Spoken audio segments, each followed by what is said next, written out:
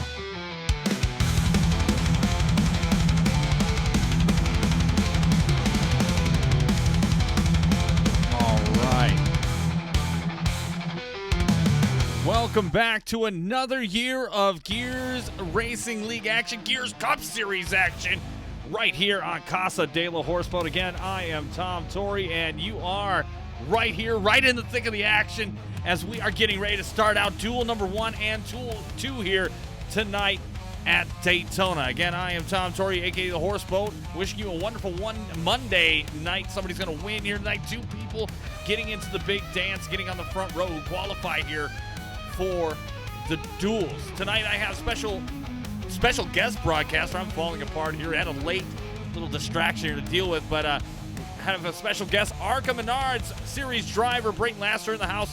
He'll be with us here in just a moment. But let's get into this. Again, if you're unfamiliar with the Gears Racing League, this is year 4, year 3 on iRacing, making the jump from console, now 4 years ago. It's been an amazing ride, and we are ready to get after it for 2025 and the Gears Cup Series season. So tonight, again, no points on the line besides getting the pole for the Daytona 250. But again, it's a lot of fun headed your way. So let's take a look at exactly what the dealio is heading into tonight. Again, tonight's duels are sponsored by McConey Setup Shop, the official sponsor and setup shop of eNASCAR. Again, looking at the 2025 Cup schedule, you got Daytona, Texas, Dover, Nashville. Our top 5 here in the horizon line. And as you can see, a 5-race playoff. We'll get to that in just a second. We're going to move quick. But again, that is what you're looking at as far as the Cup Series. Now, the Sprocket Series on Tuesday nights on twitch.tv/basepuppy. Nate Williams on the call for this one. Again, Tuesday nights, same bat time where you can get Twitch. We're available. Again, 15 race schedules starting with a Sprocket 200 on March 4th with Auto Club Texas, IRP, and Kansas in their top 5. Again, Nate Williams, I'll advertise that later so you guys can give him a follow and get hyped up for the Sprocket Series. Now just over a week away. Now, before we get into qualifying, a few changes to note. Gears Cup Series key changes that was changed in the offseason to make note of. Again, you want to be aware of this, especially if you are not familiar with how this goes. So again, appreciate all the new followers. Holy shit, I just seen the whole list come through. And then I see a sub here. That's amazing. I gotta get my notifications up. I made the switch from Streamlabs to OBS. So still working on things here, getting it built, but a pleasure. Again, key changes here tonight. Gears Cup Series schedule reduced from 33 to 25 races. Again, making it more driver friendly so everybody can make the race. Changes to the playoff format. No more win and in or elimination playoff drivers that will consist of top 10 in points. Playoff drivers will consist of the top 10 in points plus 2 wild cards with a 5-race playoff. So we're not going to do any eliminations or anything like that anymore. It's just going to be straight up 12 drivers racing it for a 5-race playoff. And then the point systems has been altered to make points battles more competitive. And again, I'll bring in, before I forget him, ARCA Menards Series driver Brayton Laster. Brayton, welcome to the program. Hopefully you haven't been sitting there too long. But again, these key changes tonight, a good thing for the Gears Cup Series. Yeah, great changes indeed on the horizon. I really like that playoff format like you were talking about, based off of points, and then of course the 2 wild cards for the drivers with the most wins outside of the top 10 of points. I really like that. You still reward winning, but you reward consistency. Absolutely. Again, we want to make the point system more competitive. We want people here. Again, at the end of the season, we're going to pay out points, obviously, but we're also going to pay out awards. So Rookie of the Year, Best Improved Driver, things like that, all to keep our drivers engaged. Now, what everybody wants to know, the dual rules here tonight as we are 1 minute away from qualifying for the Daytona 250. Again, the top 2 from qualifying will be locked in to those positions for next week's Daytona 250. Again, we have 2 servers going on right now. We have so many people, nearly 70, that have joined here tonight. 70 drivers, that means roughly 30 of them are going to be going home. Any past Gears champions earn an automatic entry. Van Drugman is here tonight, and Keaton Salyers both are present. Now, if they fail to advance via the duels, they will start in row 20 and 39th and 40th, respectively, going into the 250. The finishing orders of the duels will set the order for the Daytona 250. A top 18 finish in the duel clinches a spot. And also, like I mentioned before, there will be no points awarded for duel races. However, the pole winner from qualifying will receive 1 bonus point. And Brayton, as we all know, points are super duper important. Yeah, especially when you get there to look at the playoff point bonuses too at the end of the year, and when you look at how you reset the points one time, and you start the playoffs, and only being 5 races, you gotta be perfect for those 5 races. When you got 12 of year's best drivers out there, I mean, you have to be perfect. Absolutely, absolutely. Again, points are important tonight, not so much, but that one may make or break you. So again, we are excited. As we are one step closer again to you are looking high above in the meinyourmom.com blimp camp. Are you both get ready up there? to lay it down. What's that? Are you both up there in the blimp? We are up in the blimp and keeping it real. Again, as real as it can be. And we are getting ready for Daytona as the music would suggest. Okay, let's turn this down. All right, let's turn this down. Let's turn up the engines and the sounds of Daytona and get ready to rock here. Let's see who we got on the track right now in our group. First one to look at this season. Let's take a look at the 12 of Alex Tilley. Again, Tilley, Gallion, Ohio native, and ready to lay it down here, getting ready for his lap time here at the Daytona International Speedway. As he's taking it as slow as he possibly can. Yeah, here on iRacing, a little different in real life. You want to be able to have a slow out lap. Go and save that tire wear and help you get that extra strength in a fast lap. Yeah, again, the grip is what is important here. And we are finding that out firsthand from Alex Tilley right now. Again, I will apologize. I'm going to try to fix it while we're going through it here tonight with the numbers on the ticker. I can't stress enough how it worked 45 minutes before I came back. And now it does not work as it should. So we're going to keep it going, obviously.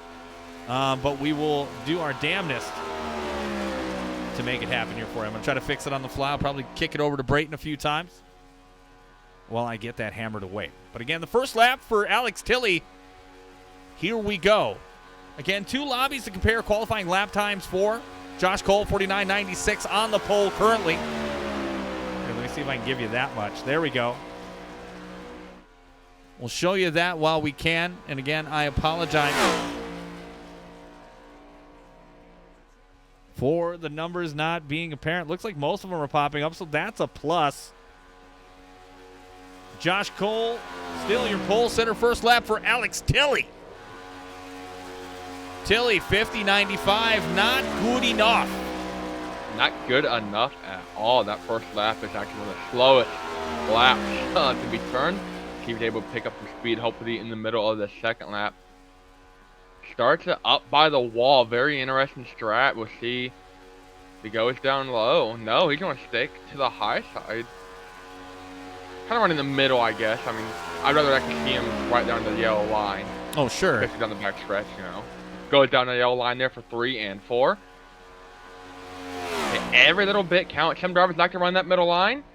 Kind of get a little wider arc in. We'll see where this second lap puts out. Till he goes below the trial. We'll here see where his time improves to 49.948. Take away everything I said to the top of the board. Alex Tilley. Whip time. 49.95. But then Chase Crawl with the 49.94. Damn, girlfriend. Yeah, Tilley said, hey, Brayton, you know what this said? Doesn't matter. I'm going to do what I want to do. Your opinion, null and void. And he let his lap time do the talking. I'll give him that.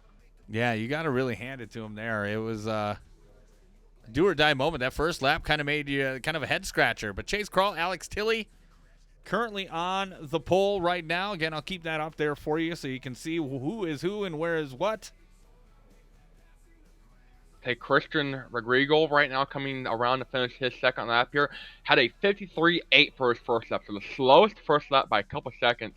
He was able to carry that speed, goes below the yellow line, just like Tilly does, like most of the field here. See where he ends up. Doesn't improve much at all. 50.157 for the driver in the 55. Yeah, the 55.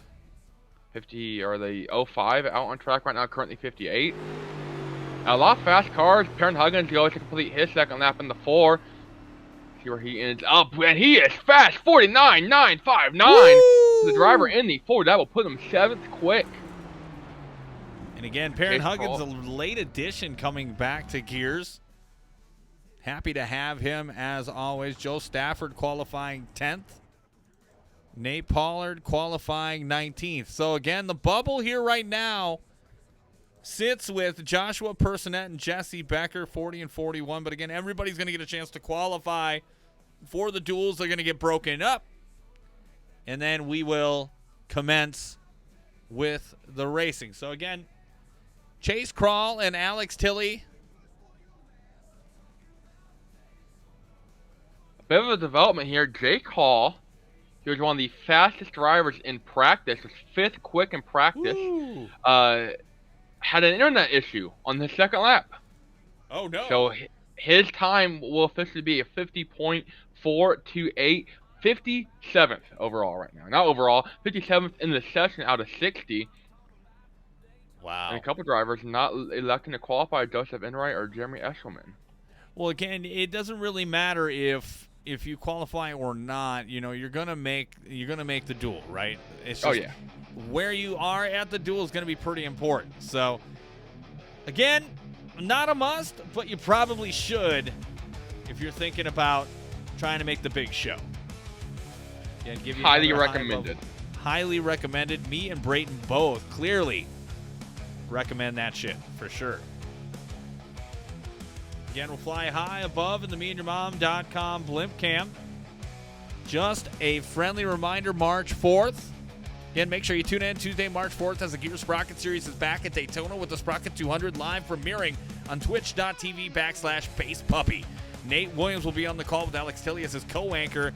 And as the 2024 season being tremendous and being very successful, the Gear Sprocket Series is bound to be an exciting adventure, and we hope you'll tune in. Stream begins with qualifying March 4th at 8 p.m. Eastern. Again, that is twitch.tv/basepuppy for the Sprocket Series, all right here on the Gears Racing League umbrella. Again, appreciate all the love and support out there in the chat. Let's check it out, all 44 of you. Hopefully you're having fun as we get ready for 40 laps in Duel 1. And let's get an interview. Let's see if we can get an interview. Shall we, Brayton? Let's get an interview. Let's do it, of course. Let's get in. Let's interview this guy. Again, from RGR. We're going to bring him in. Holy cow, I got to go a long way to go bring him in. Jeez Louise. There he is. Chase Crawl, do we got a copy? I got a copy. Chase, on the pole, doing your thing. How are you feeling right now? Honestly, I'm not surprised because I've been qualifying great all these past 2 weeks, you know, across all series. Been running a lot. And I came in here with confidence. I told my teammates, you know, I got a feeling we get the pole, and that's exactly what I did. So, I guess I'll kick it to Brayton. Do you have any questions for him? I say, how much practice did you put into getting fast qualifying time? Because there's some guys I know, they probably hopped in the session beforehand and said, hey, I'll run 2 or 3 practice or qualifying attempts. I know some guys will sit here for 3 or 4 weeks of putting time and putting effort in. And 49.943 is a blazing fast lap. Well, didn't exactly practice for this specifically, but just the experience I've been getting these past weeks and just officials in other series. I've picked up on what other guys are doing, and that's pretty much what got me the pole. Well, congratulations, man. That is fantastic. Anybody want to give a big shout out while you got the floor? Shout out Brad, Skyler, all my teammates, you know, RGR. about it. Fantastic. RGR in the house. Chase Crawl, your pole sitter for the Daytona 250. Congratulations, brother. Thank you. Again, that bonus point may go a long way.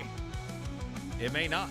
Green. It's like gonna go a longer ways, knowing that he's locked in to the big show. I mean, that's got to be something else, right? To be locked in, to be there, to know that you don't even have to tonight. You don't even have to race if you don't want to, but you do.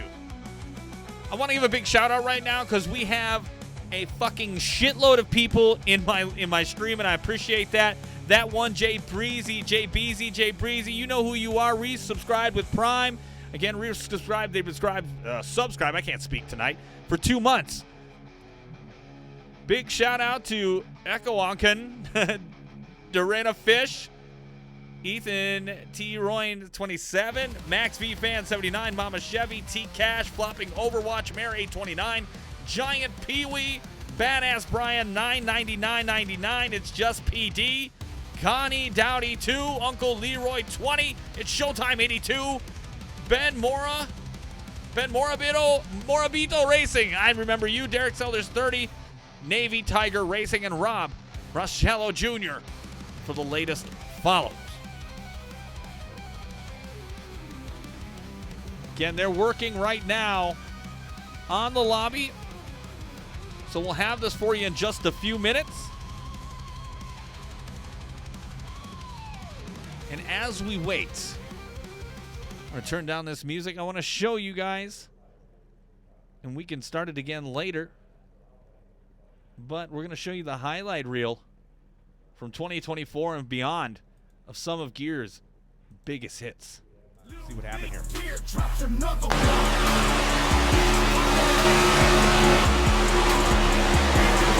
Yeah, the way I see it, and this is just me speculating, so don't take me verbatim. It looked like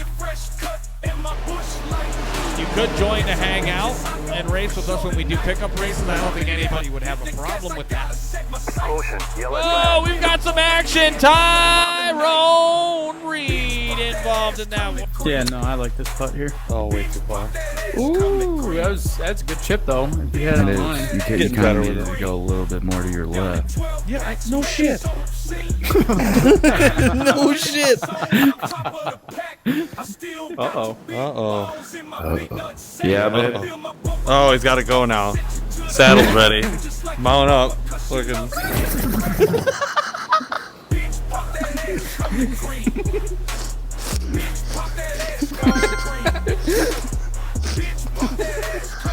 And on the grass after the round. oh, dude, I don't want one. Give me one of them BBWs. Dude, it sounds like a horror time, dude. This thing will sell for 2 cents when you get it.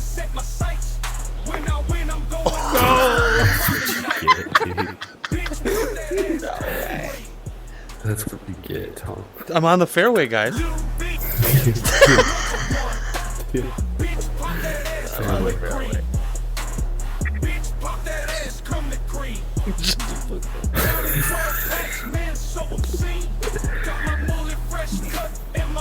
Dumbass. Little more to your left.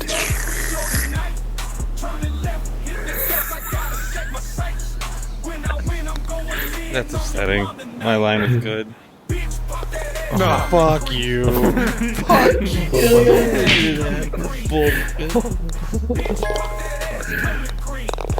No. That's what I like to see, dude. No. Fuck you. I love seeing it. I know. Sunshine. Tilly's going to take it. Hey, turn around. That's what I'm hanging out.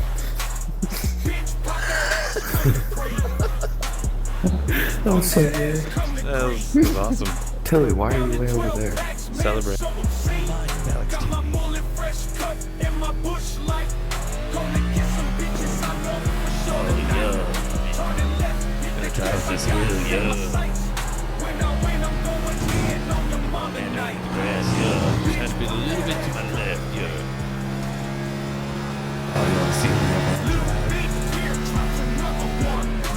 Yeah, baby. I can move. the truck.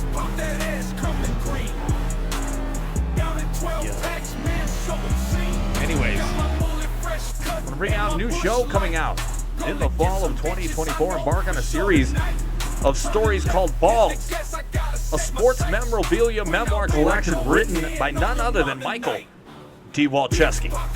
The 7-time Woody Award winner takes you down memory lane with random fans from random sports, telling you exaggerated tales, all for the glory of the greater good.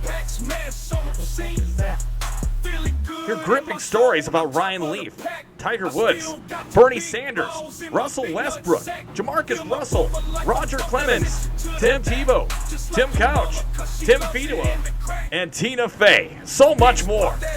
As Michael D. Walczewski would say, so come on, show us your ball. And one of the youngest drivers in Gears Cup Series history to post the win. Oh, look at him drift around 3 and 4 like a boss. Oh, Didn't end well, but it started off really cool. looks cool. Still looks cool. Gotta choose wisely of what lane he wants to block. Pushing to 41. Here we go. Oh, we got This is action. exactly what the 9 needed here. Oh, no! Oh, he gets taken out. The 39 of Jacob Prince. Jonathan Militia is going to start us off in row 7 in the 69 thick. Brought to you by a very special sponsor. Coming in February 2023 on the EE Network, director Michael D. Walczewski brings you John's Booth. I didn't do it. Swear to God. An all-new docuseries exclusively on the Eskimo Brothers Network. With jaw-dropping breakthroughs and evidence of who done it, hear the historic first-hand accounts now told by so-called distant relatives who have no idea what the fuck they're talking about. Watch only on the Eskimo Brothers Network. Now that's what I call content. Again, John Will Smooth. I didn't do it, swear to God. Directed by Michael D. Walczewski. He laughed down. I had the honor of talking to him immediately before the break. Yeah, how's he doing? He didn't say much. You were in the VC together. Soft spoken, but that's all right. PG Vendetta says, "Go Sam." Who the fuck is shortly? That's what I want to know. Moments away from 40 laps in Duel 1 for the 2025 Gears Cup season. They're happy. He didn't expect to qualify for the top 20 of those, top 10. That's definitely one of the top 5 laps. 8 laps to go. Peyton Howell, your leader, looking to get back to victory lane for the 2nd time this year. Elliott Drummond, who has led nearly the entirety of this race, and Drummond back around, battling for position, for the lead, for the win. It is going to be, oh, and they both lose it. Drummond off and away. We go 10, we go 15 laps. We have caution. Good night, Irene. You think so? Someone can take a DeWalt nail gun and they can build DeWalt a coffin out. Jonathan Militia, you are live here on the Chana De La Horseboat. Yo, what's your strategy here, bro? I took no tires and I crossed the yellow line. Now I'm at the end of the fucking rear, dude. I don't know, I'm in the back. I don't know. I really don't. It was slow, and I just dodged him to the best of my ability not to cause a massive wreck, but dropped quite a few spots for it. Here, Fuller, this may be fitting for what happened. Like fluid and get your brake working so you can stop something. Yeah. Yeah, pretty much. Yeah, that thing is making Doing the best that he can. Connor Rowe trying to get his left rear quarterback. He touches him. Almost puts him out on the dash cam live here on Casa de la Horseboat. You almost seen some action. Looks like that Brandon Meyer, or who is that? Is that Fitzpatrick? Looks like washing up to the outside. Drummond hanging on the outside to the inside. Connor Rowe. Drummond going to get held up a little bit by Fitzpatrick. Fitzpatrick not giving an inch. Making it 3 wide out of 2. Banging doors is Rowe and Drummond battling for 4th. Rowe trying to prove to the Rocket Racing team he is the lead dog on that squad. Clears Drummond for 4th. obviously I was wrong. Man. 33 looks like of Jacob Delgado trying to make a move, trying to go where stuff shouldn't be. Yeah, that was all 33 of Jacob Delgado. Michael DeWalt missing an accident by mere millimeters. Putting 33 in the infield grass. Jaden Wicks, who was just leading moments ago, put him in jeopardy, and then the 20 and the 21 getting together with the 1 and an orgy of action to follow. 26 going around. Delgado goes to Delgon. I don't know what hole he was going for, but he said he was going to fill. Looks like Andrew Allen getting a lobotomy live. Away from duel number 1 for the 2025 Gears Cup Series. Wow. And then Parrot Huggins getting turned by Nate Williams. I mean, this race has been competitive. It's been clean. We haven't had any major accidents yet, knocking on wood, but it's been a real fun to watch. Speaking of! Oops. The 45 and the 8 on the front row reminds me of the Phoenix race last year where they had a magnificent Phoenix finish together, and it might be another fantastic finish between those two. Oh, and contact between double zero and the 38. Contact between. Looks like double zero and the 3. Wow, this is wild. 4 wide coming out of 4. Everybody's rubbing, everybody's racing. I love competitiveness here on NASCAR Heat 5. Everyone keeping it straight. Everyone kept it straight. Oh dear God. That was Jeff Glockner. We're 3 wide up front. Oh, we're wrecking. The wall! Getting his shit pushed in. Goes into the front of the 98 car. Big wreck. Feeling the burn. Jake Hall, I believe, getting the worst of it. They're 3 wide again.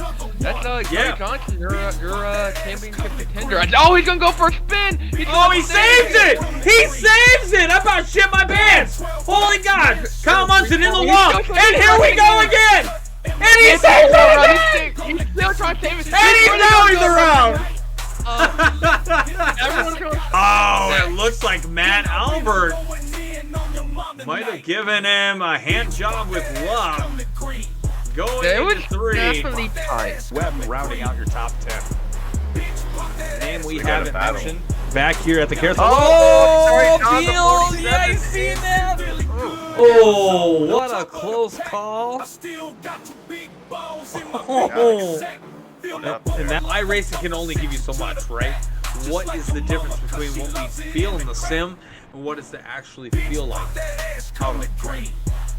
So you're going to go to McDonald's and you have the choose cone, basically, and then you're like, oh man, this is the most stressful moment of my life.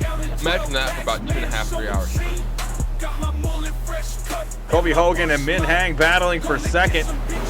3 wide back there for 10th. Everybody doing their part. Min Hang cutting through the S's like an asshole. Doorbang and Colby Hogan. That kind of caught me by surprise as he cut through like that here. Group of 7 cars here is where it's at, and they are fucking going at it. Look at this, going down the bottom line. We've got ride the ribbon, around he goes. And Maglia, 4 cars caught him in that. It looks like more. We have a huge crash, folks.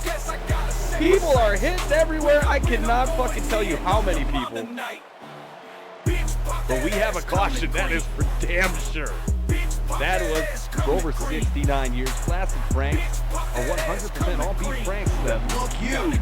And that tastes so good, you'll gag over it. Try Classic Franks. Your esophagus will thank you. Again, Classic Franks all available now in all food trucks, grocers,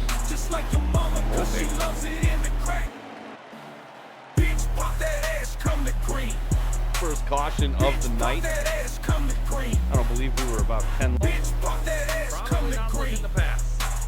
He's sticking out with it. Sorry, I just disappeared. It scared me. Will he be with him? And he is heard.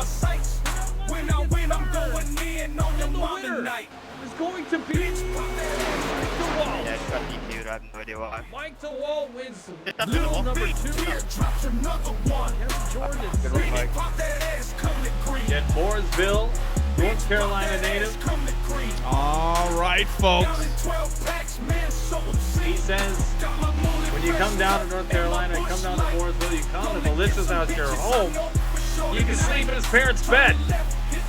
With his parents. Pretty That's wild. hospitality right there. That's pretty wild. Just kidding. Pops Militia just making a joke there.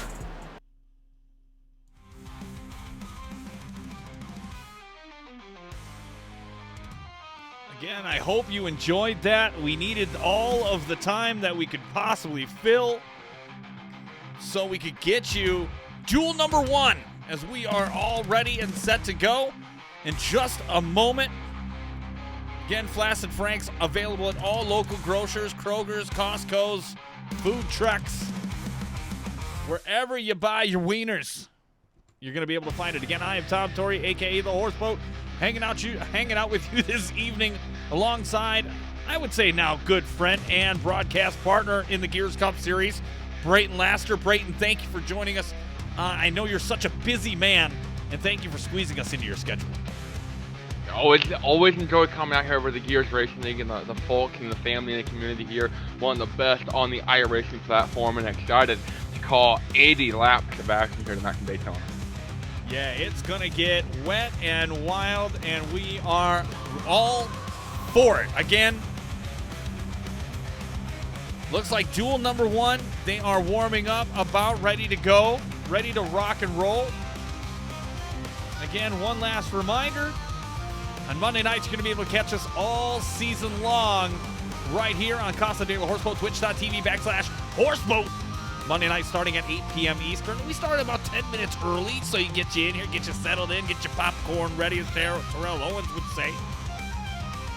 Get you all up to speed for the Gears Cup Series action. And then Tuesday night starting March 4th, you're going to have Nate Williams on the call, Base Puppy, twitch.tv/Base Puppy for the Gears Sprocket Series for the Sprocket 200 at Daytona on March 4th. No duels for the Sprocket Series, but we have broken up the Sprocket Series into 2 seasons. So you're going to get Season 1, which is the Xfinity cars, and Season 2 is TBD.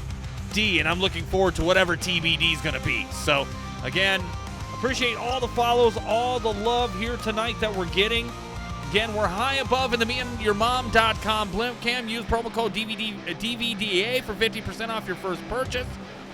Again, 9-Tone Fox, Caleb Punk 13, Mike 75th, Money Baller. Appreciate all of the recent follows.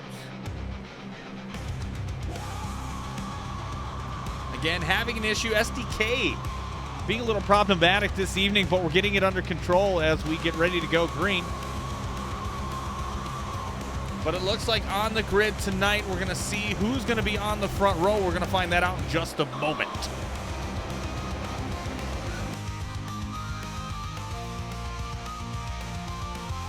All right.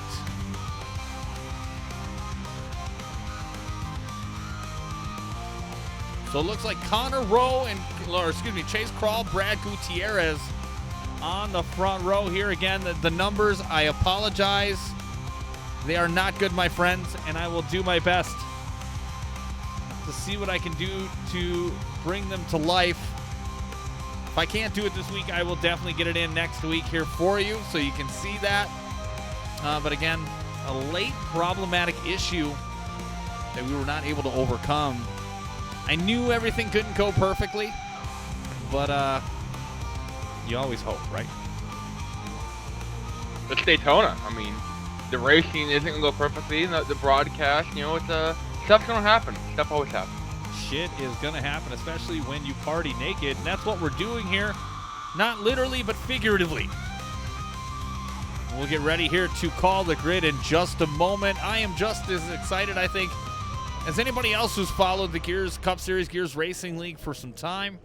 Year 4 is a big year of growth for us. Again, tonight's sponsorship here is by Maconi Setup Shop. And we appreciate all the love and support that they give us. Again, official setup shop of eNASCAR. Appreciate all. What the hell just happened there? Whoa. Wow. Maconi Setup Shop also do driver coaching, they do broadcasting, they do paint schemes, and literally setups for dirt 8 miles at any track, asphalt cars at any track, road courses at any track, any dirt car at any track for that matter.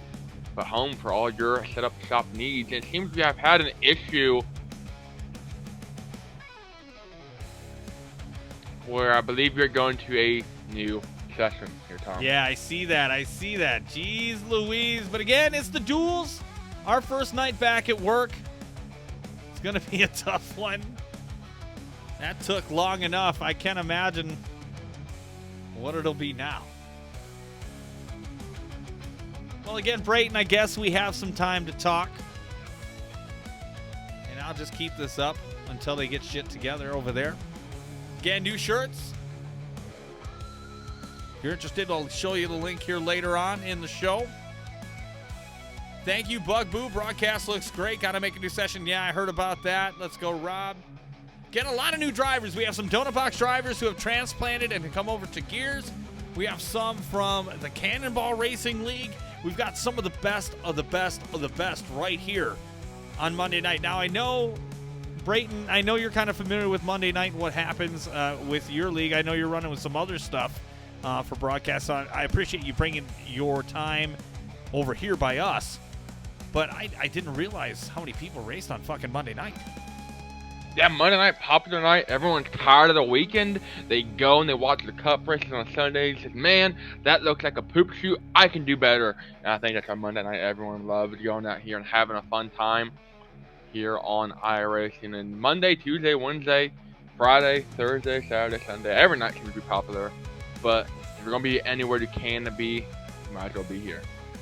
Yeah, I mean, you know, you got other places you could go. There's other streams, especially on Twitch. You could go and check out some good racing streams. But Gears is a little unique in the fact that our broadcast is a little bit more free range, almost like a chicken, but I don't lay eggs. I just curse a little more than the normal broadcaster would. Again, been in radio, been a musician for a long time. Kind of wanted to bring some satire, some flair, and a cool niche, which is NASCAR and NASCAR-related racing. I don't know what you call it. Events? Close enough. Well, whatever. Here's to you, the viewers tonight. All what? I see 61. Jesus Louises. Thank you so much for being in this one for you guys. Nothing says drinking on a Monday night more than that right there. Typically, I don't. But we are here. We are ready. Again, they're going to have to make a new session, so we're filling some time here. Already been on for 46 minutes. I think it's going to delay our time itinerary. Yeah, I mean, I'm paying Brayton by the minute here. It's like a 1-900 number. Bullshit. Now, Brayton, let's talk since we have some time to kill, and I'm just going to kill it while we're doing it. Daytona was a unique experience for you. I don't know if anybody's interviewed because I haven't seen any videos on TikTok or anything circulated. So if I'm the exclusive first, this is amazing, and I appreciate that. But Daytona, if you want to describe in your own words what happened out there in your tragic wreck. Yeah, I think tragic might be a little overstatement. Sounds like I died out there, you know. But I survived, believe it or not. Yeah, Daytona though was a big moment for us. You know, my first full-time season in the Arc Menard series with Wayne Pearson Motorsports. You know, very small, very low-dollar operation, kind of bottom man on the totem pole. And you know, Wayne's been in NASCAR for over 40 years, and you know how to get a lot done with a little. And going to Daytona is always going to be a money track. You know, if you don't spend hundreds of thousands of dollars, you know, you're not going to go out there and you know, really be competitive. And we kind of knew that going in. And for us, we were just kind of hoping to make the show. You know, we could make the show. That was going to be a great start to our season. And we knew it was very unlikely. You know, they had 47 cars, 46 of the 47 all had the same motor. One car did not. That one car got a massive horsepower penalty, and that one car was us. So, yeah, just a budget thing at the end of the day. And went down there and made the race because it rained out. Which we did the rain dance. I guess we knew how to boogie down pretty good because the clouds opened up and we were in. I mean, you can't ask for anything better than that to happen, right? I mean, you needed a little bit of luck and a little bit of love, because I think the group qualifying, you said you may not have made it because of that horsepower issue. Is that correct? Oh yeah, we would have definitely been a fish out of the water for that one. And especially we had practice scheduled for Thursday. Practice rained out, and they couldn't get practice in before the scheduled start of qualifying.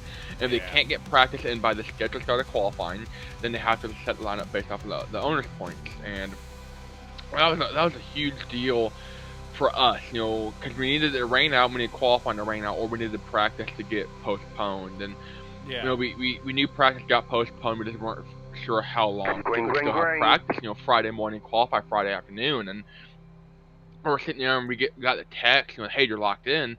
Oh, it was a big moment for us, and we got it Thursday afternoon there while it was still raining, and started hugging and crying. It meant a lot to our little team, and I hated it for so many guys that they all busted their butts to get down there, and and to make the race. And I feel so bad for the teams that did go home. But we went down there in the race, and ARCA just did ARCA things. It wasn't nothing out of the ordinary. It's Daytona, stuff's gonna happen, and I didn't think ARCA was as bad as any of the other series. It's Daytona. People are going to wreck. Right. Things are going to happen. That's just typical. It's Daytona. It's how it goes, right? Yeah. And, we survived the first couple wrecks, and lap 24, lap 25, I'm sitting there minding my own business, and all of a sudden, steering gets pretty light. The car starts fishtailing a little bit, and then we go around to the wall. That's all she wrote, and our race is done after 25 laps, and we still finished 24th, so we'll take it. I mean, you are checking off a box that I think a lot of us iRacers that are on iRacing only could kill and dream for. To drive in a car like that, to make it that long is pretty special in itself.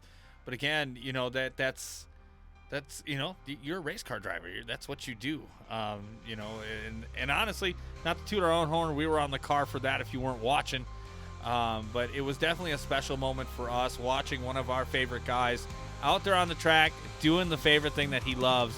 And even though it's your wreck, man, you did it in style. So, I mean, if anything you do, you got a little extra flair on that. And again, from our perspective, we do appreciate that. But I wanted to a big segue into this other thing I wanted to show people today here, and especially since we have time, looking into it. Press release today for the Gears Racing League and Brayton Laster that on his website, BraytonLaster.com. And Brayton, I don't know if you want to give me a second so I can make things happen here on my end. You want to talk about that partnership or anything that we're doing? Oh yeah, we're super excited to be working once again with the Gears Racing League and the awesome community here that you guys are able to provide. And you guys have a small spot there at Daytona, which got a lot of TV attention thanks to my wreck. But we're going big and we're going home at Charlotte. And Memorial Day weekend means a lot to race car drivers. It means a lot to you guys, I know.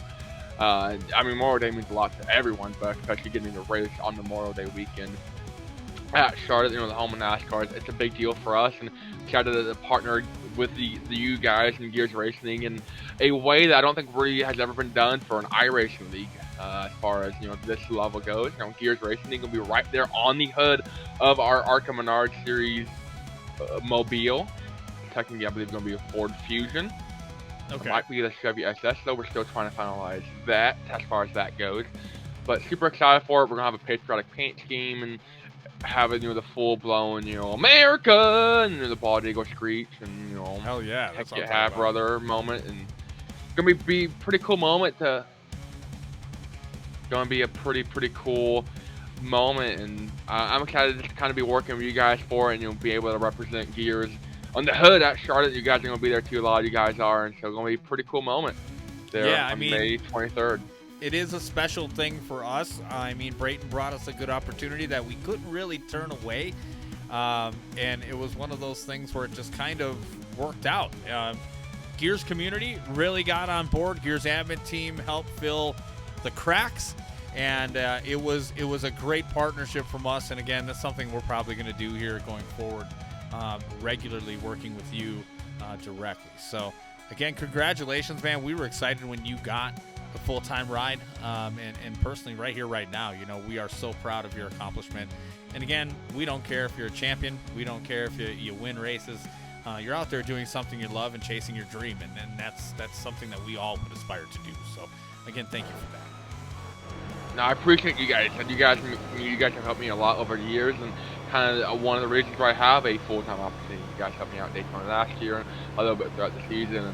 And without that, you know, I wouldn't be where I'm at today. And excited to be working with you guys and get to represent Gears on the big stage there at Charlotte. And hopefully we go. And last time I went to Charlotte, it didn't go so well. I spun out a couple times, but I learned from those mistakes. We're not going to spin out again. Knocking on a season. I don't think you will. I think you're going to have a pretty decent run if I'm a betting man. So, yeah, it's going to be cool. I can't wait for that to pop off against Charlotte. A few months away, but it really is just right around the corner. So, very, very proud of that. Very excited for that. Loose and Loud segment. I see somebody just redeemed a minute ago. We'll go ahead and get that in there once the duel begins.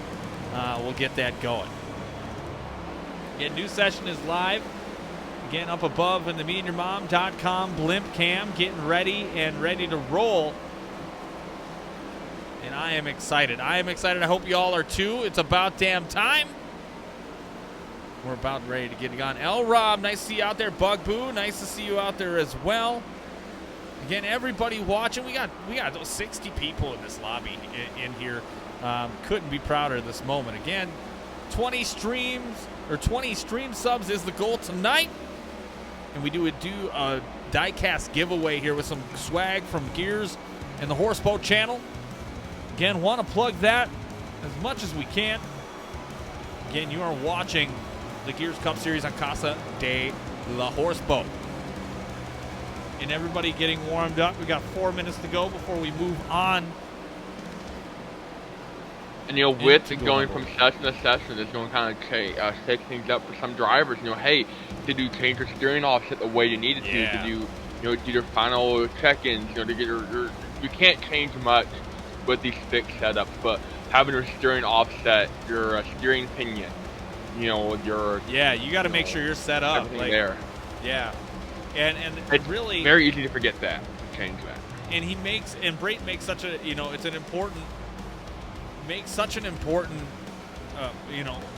apt analysis if you listen to the or watch The Office at all. That is important because it is a fixed setup, but you still have certain things you can tinker with and touch before you go out there and race the car. Again, if you're an iRacing, you know this, you understand it, and you do it. But the outsider, they don't know that. They say, oh, is it a fixed setup? Okay, sure. That's just, okay, it's a fixed setup. They understand, like, you can't touch anything. But there are certain things that you can touch within a fixed setup that's not going to change the car that much, but may change the comfort for that driver for that track. Am I right, Brayden? Oh, 100%. I dealt with that in the ARC race at Daytona, where I had my steering wheel marked in practice where I wanted it, and you know the team, they roll the car out onto the grid there, and when they do that, they don't quite have it lined up the way I wanted to. I put the steering wheel in the car and we start rolling off on the pace lap, and my steering wheel is 5 degrees to the right. Now I can't see my tack, so I can't see my shift point, can't see the RPM, and that creates a whole new problem. And it doesn't really affect the way you drive, but going down a straightaway, you might kind of have a bob a little bit.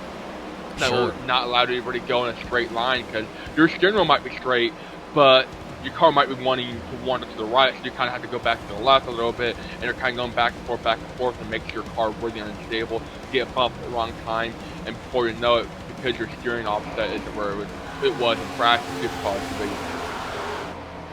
The little things make a big difference here at Daytona.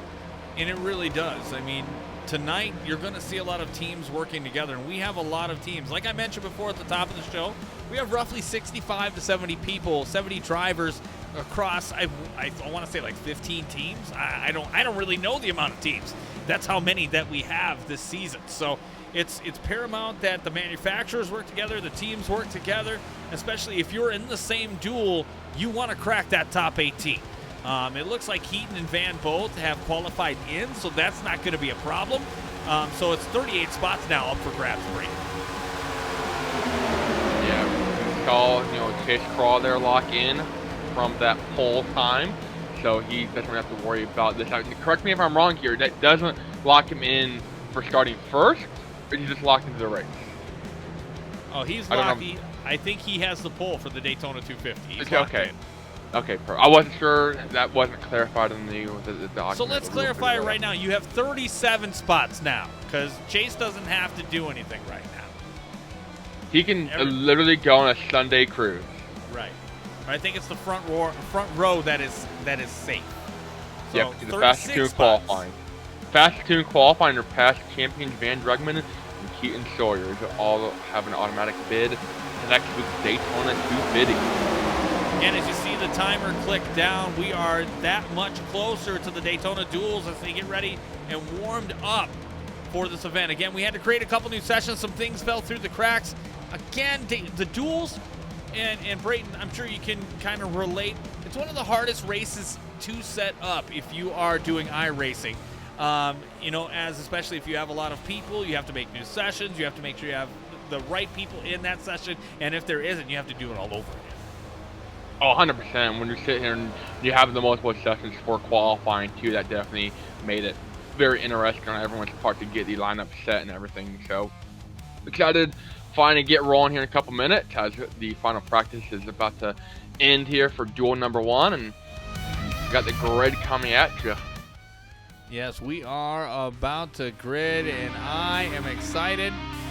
Again, I was going to do a couple interviews, but I was like, you know what, fuck it. We're talking to Brayton. I haven't talked to Brayton in a long time. Might as well pick his brain while we can. Again, Brayton, always a pleasure to have you here. We're going to have to figure out some way we can pay you for what you do. Again, we appreciate you coming out and joining the program. I take Papa John's gift card. Oh, I will keep that in mind. I think we got it in the budget. I think we can do it. So we'll see what we can do for you here. Again, we'll get you the race breakdown here, the grid, in just a moment. Let's get hyped, turn up the music, and get ready for 40 laps, Duel 1 for the Gears Cup Series.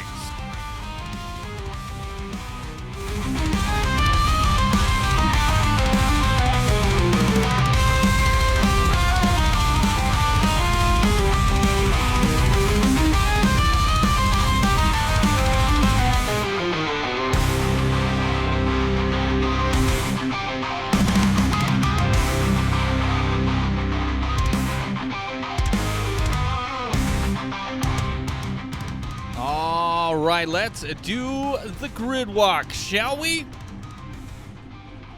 Let's get it on. Again, we're waiting for the guy in the outside row. What a jerk. That's Brian Gutierrez. There he goes. That guy's a jerk. No, I'm just kidding.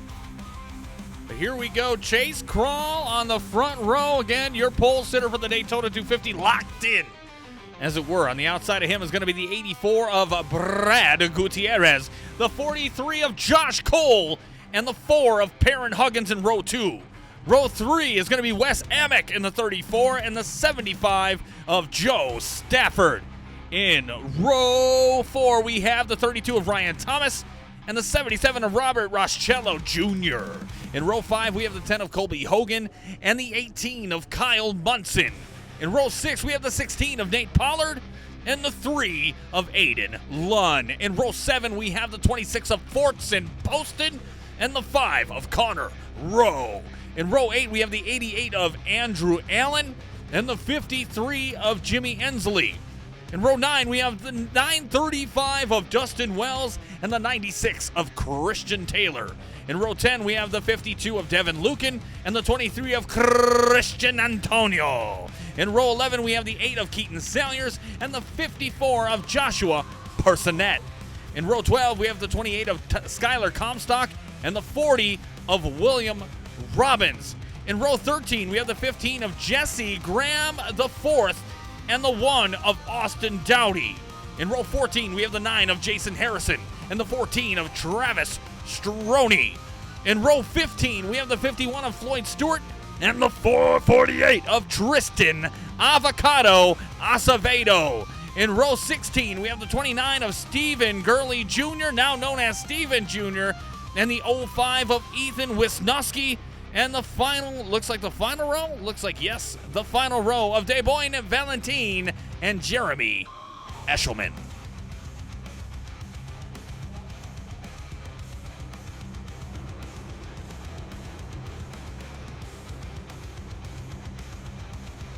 Again, I apologize for the numbers. You can give me shit for it later. I will figure it out for Daytona. It will not be an issue going next week. So again, kill me later for that. But again, I appreciate y'all hanging in there, hanging tough, as we have 40 laps in duel number 1 on the docket. Apparently I touched something else. So that is just amazing.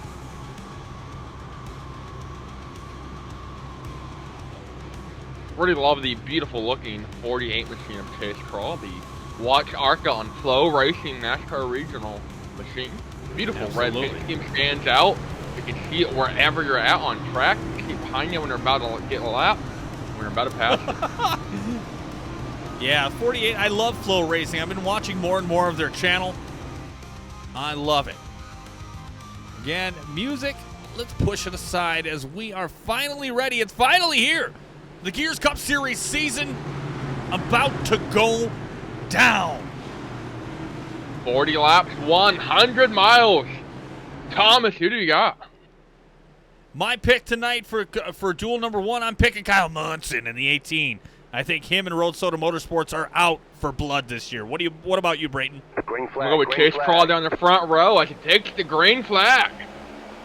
All right, we are green for duel number 1 in the Gears Cup Series, Duels at Daytona. A quick move to get to the high lane and block Brad Gutierrez leading the high lane. That's Chase Crawl, leaving the inside wide open. Here comes Josh Cole in the 83 with helping West on it. Again, 2x2, a little bit of 3-1 confrontation, but nothing to fret about here so far. Everybody keeping it real so far. Chase Crawl leading us down to the outside line for lap number 1. Crawl still leaving the inside open. Karen Huggins goes to bomb, not Reese's Pieces. Number 4 gets a bump, has a run from help from Josh Cole. Still not able to quite get inside of Crawl. Steve Gutierrez, when this inside gets their TV, he goes down low to carry the momentum. No, he's not. Chase Crawl goes down low to block. Right on board with 34 of Wes Amick. New rookie driver to the series.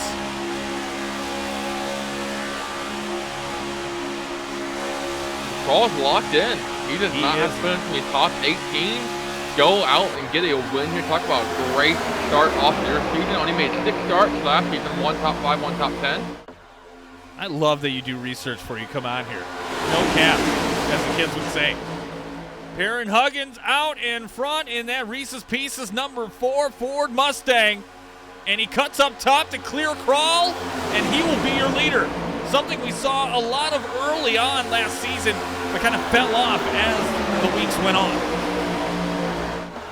Against the driver you don't want to mess with, so able to get the job done. Yellow flag is out for the first time. Oh, we have an issue. Where the hell is it? Not sure where that was. I don't see anybody. Travis Georginoy, Wobber, that beautiful last name is. Got a little sideways going through 1 and 2 in the number 14 and kept it going straight. Let's back that ass up and see. Yeah, go ahead, Brayton. Sorry about that. I'm just saying we're going to back that ass up and see what we can see on the Gears Cup Series instant replay. Oh, yeah, I seen it right now. All right. Yeah, Josh Personette gets in the left rear, big stack up from the outside lane, and Personette does a good friendly family thing there to get going back straight again. Yeah, let's watch it from the chopper cam and see what we can get out of it here. And pay attention to that 14 car. We're going to show it in real time. Yeah, 54. Oh, shredding the gnar. But able to hang on to it. We'll back that ass up again just so y'all can see it one more time. And you can see right there, 54. Just getting a load of that left side of Stroney. Let's ride on board with the 54 of Joshua Personette and see what he was a-feeling. Oh, big checkup. Yeah, there's nothing you could do differently there. But, you know, he did the neighborly thing, right? He was like, you know what? I'm going to get you straight on the straight and narrow here. I'm going to keep you off the wall. And he literally has next to no damage. I think he's good to go. Oh yeah, that was fantastic. That's about as good as it gets. That is about as good as it gets, and that is your first Gears Cup Series instant replay of 2025. Whoop. Whoop, whoop.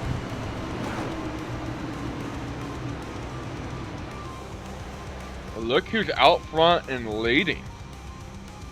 That's not gonna be any surprise either. Yeah, I don't believe will be a surprise as we cut back over again. Perrin Huggins, your leader, Chase Krall, Josh Cole, Brad Gutierrez, Wes Amick, and Ryan Thomas. Your top 5 here so far. But again, kind of what we expected. Again, a lot of nerves. I will tell you, this is the most hyped the Gears Cup Series has been in the 4 years that we have ran this. So guaranteed it is a high level of expectation. Some young guys in our league, a little bit of nerves, a little bit of anxiety. I can't blame them. Again, one of the biggest races of our season is the Duels. We have roughly 60 to 70 people every year, and it never ceases to disappoint, Brady. No, not at all. And looking back at last season, Huggins, obviously Duel, we don't have a full breakdown from the Duels last season, but Huggins did not make the race last year for the big race and kind of had a redemption moment, came back for the second Daytona race there in July, started 4th and got the job done, and led 24 laps around to get, I believe, his 3rd win at the point and his final of the 24. So Huggins knows how to get the job done, but when you're not locked in, if you get wrecked, you're still 34 cars running. No fast compared to get wrecked at this point, it's all over. Right. Wow, we are up to 7 subs here again. Goal is 20 tonight. Appreciate that. But again, appreciate all the follows. Looks like Stews_gaming on Twitch. Follow me just a minute. Militia just subscribed for 6 months. You are the fucking man. Again, everybody give love to Jonathan Militia. I know he doesn't stream, but you should give him a follow because he is a hell of a guy. A guy down in Mooresville, if you ever needed a hand with anything, he would definitely do it. One of the best guys in Mooresville. Good guy to know. Factor Mike subbing this minute with Prime. Appreciate that as well.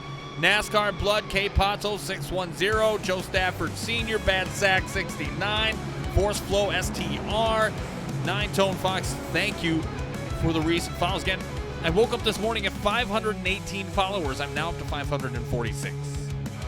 I think I'm ridiculous. Up to that. That's ridiculous. Again, leader gets to choose inside or outside. Perrin Huggins chooses the outside. Again, inside will be second place Chase Krall. But the 4 will have control in the MeetYourMom.com restart zone. Again, Geico no longer the sponsor in NASCAR. That means no longer the sponsor here at Gears. If I could change it, I would put it out there, but I can't. Says, hey, he's famous. Yeah, no, I'm not famous, L. Rob. Just a nice person doing nice things that loves to do a nice sport like racing. And here we are for Gears. So your top 10, Chase Krall, or again, Perrin Huggins, Chase Krall, Brad Gutierrez, Josh Cole, Ryan Thomas, Wes Amick, Joe Stafford, Kyle Munson, Colby Hogan, and Robert Roscello Jr. Your top 10. Again, we have 2 requests for loose allowance. I'm going to redeem them both at the same time. You guys are screwed. Jelly X-Man followed this minute, bringing us up to 547. That is fucking beautiful. Again, the 4, Reese's Pieces, Reese's Peanut Butter Cup, orange, brown, and black, and yellow. Ford Mustang having control in the restart zone. Pace car lights are off. And we will be back to Green Flag Racing momentarily. Flip Tug. Who painted that 40 car? I don't know. Who painted it?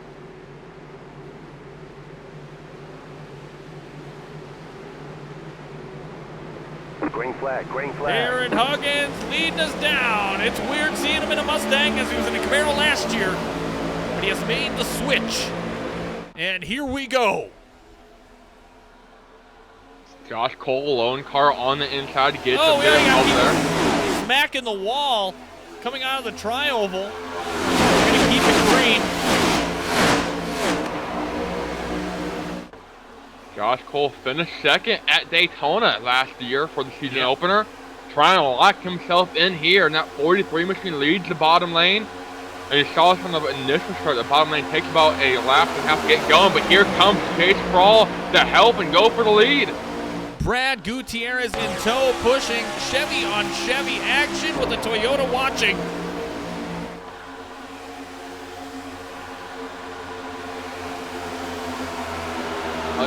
Huge head of steam there to help Ryan Thomas in that 32. The Simu Cube machine all over the back bumper. Parent Huggins basically pushed themselves, both of them, top three now clear. That's Munson and the 18, Kyle Munson. Yeah, the that's Natty my boy. Ice machine. Natty Ice, a thing I used to drink a lot in my musician days. We used to do a thing called the walking stick. You ever play that? No, probably not. It's when you get hammered. When you get hammered and have 20 beers and you duct tape them all together, and it becomes a walking stick. And if you've drank that much at that point, it turns also into a talking stick because you're probably pretty fucking belligerent. Here goes Huggins go down low. Munson and Huggins both eliminated in the round of 8 last season. Almost got a sandwich there. Yeah. Outside now, falling back. They are. And Brayton, I am known for cutting you off. I was watching some recent highlights. I think the finale, I think it was in 2023. I literally screamed over you. So apparently I'm known for doing that. So we're 2 years in the making now. I apologize. Yeah, and I realized that too. Like we've been doing this for a minute together in the beginning at the end of the season. I know you're a busy guy, you know, as the season goes on through stock car racing. But again, it's always a pleasure to have you. A good knowledge and insight is very valuable to us. And it's awesome. It's awesome to hang out with a guy who races race cars in real life and understands a little bit more than what I may know about a race car and how it works. No, I completely understand. And one driver, though, that's really impressed me, my pick to win it, Tom, I think Chase Crawl kind of has that mindset of it doesn't matter where he finishes, because he's throwing blocks left and right, and it is working so far. We are already talking about how fast time flies. We're a quarter of the way through this duel already. Yeah. I was just going to say, we were just at, you know, proverbially like in football, quarter number 1. We're about to expire that and go into quarter number 2. Chase Crawl, again, Brayton's pick. Kyle Munson in the 18, my pick. Pay attention to both.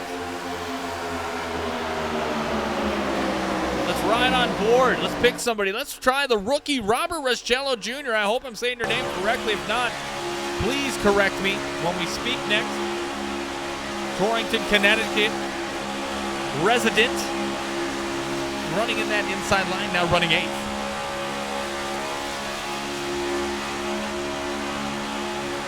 We seem to have missed an issue on the on the restart. Ethan Wisnowski and Floyd Stewart had a bit of a stack up.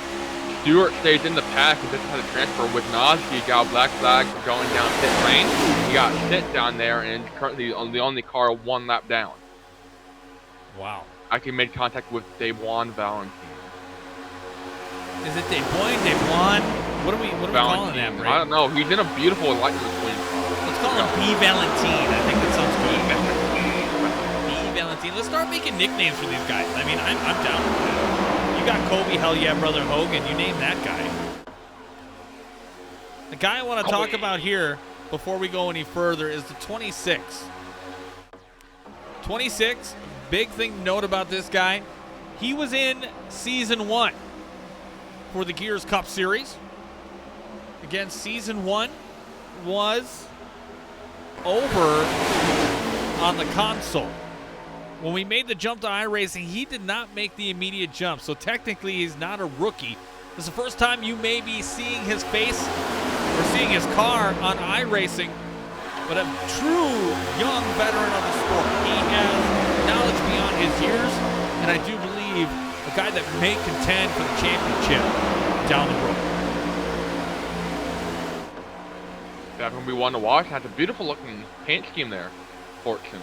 Yeah, too bad their internet service sucks. Chase Crawl, your leader now. Brad Gutierrez in second in the pinstriped Carvana 84.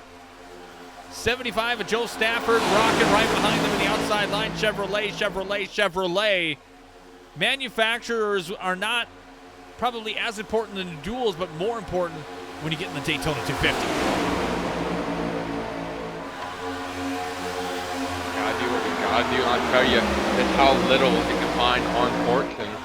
Doesn't have a Sim Racer Hub data point yet. Yeah. That's how that new right he there. is. I mean, he's never ran in a league that has submitted their results to Sim Racer Hub until tonight. After tonight, we'll have a data point. Gears has always been kind of a home. I don't want to speak too much for Fortune, but it's always been his home. And when we made the jump at that point in time, he couldn't make the jump. We were always hoping to have him. Fortune and his brother Jack, both are decent drivers in the sport. So hopefully one day we'll get Jack here as well. But Fortune is a wonderful addition to Gears. Definitely try to feel out what he's able to do here on iRacing. Talk about making a big jump.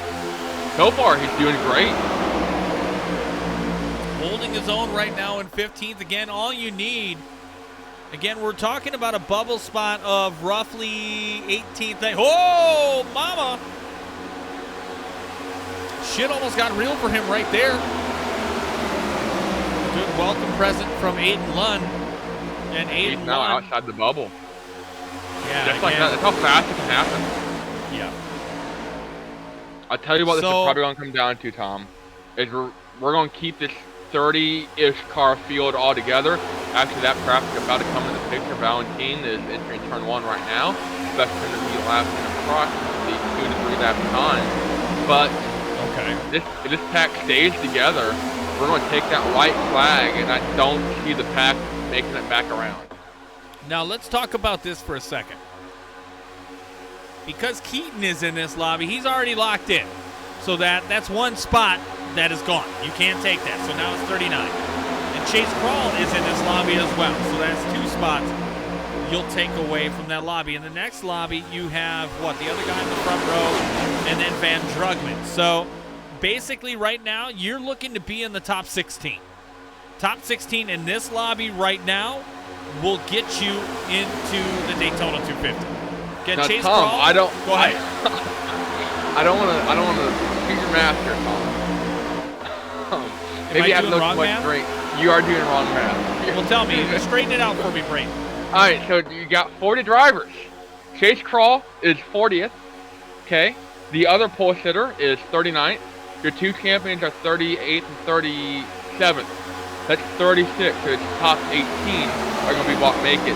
All right.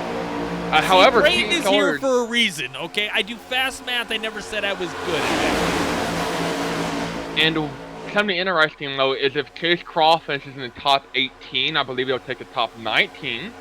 Right. And then if Keaton Sawyers is in the top 18, then he's in the top 19. They're both in it to take the top 20. But the moment you can lock yourself in for sure. Close show. Don't have to worry about where anyone else finishes. Cross the line in 18th or better. And, with it being dead split with Van Drugman and Sawyers both being in their separate duels, look at the bottom line getting look at loosey-goosey. that. Wow, that was wild there for a moment. I'm going to answer some of the chat here for just a moment, Brayton. L. Rob says, why aren't some people locked in? Or why are some people locked in? So for Gears, we lock in past champions. Right now, the 2 that are in the league that are eligible are Van Drugman and Keaton Salyers. Keaton Salyers is in this field you're watching right now in the 8 car. The other guy that's locked in this lobby or in this field right now is the 48 of Chase Crawl because he qualified on the front row for the Daytona 250. So everybody else, again, top 18 is up for grabs. If either one of them were to finish inside that top 18, it would extend 2 positions out. So, if they both finish in, it would extend out 2 positions. If one or the other finished in, it would extend out to the top 19. So I hope that makes sense. Alex Dagg will help you with that as well. Again, former active admin in the lobby here tonight, giving us some insight while he's hard at work. 22 laps to go, Brayton. Perrin Huggins, Chase Crawl, Brad Gutierrez, Joe Stafford, Robert Rostello Jr., Andrew Allen, Nate Pollard, Devin Lucan, Keaton Salyers, and Connor Rowe. Rounding out your top 10 currently. You know, I saw one comment, someone said, if you don't make a top 18, you're not locked in for that, or not racing next year. Correct. So you're a full-time driver. Talk about a blow that is to your early season, especially when you get rid of the win in your in-playoff system. When you have a system that rewards consistency, missing a big race is going to be catastrophic. And not only that, but we shorten the number of races. We need 20 regular season races now.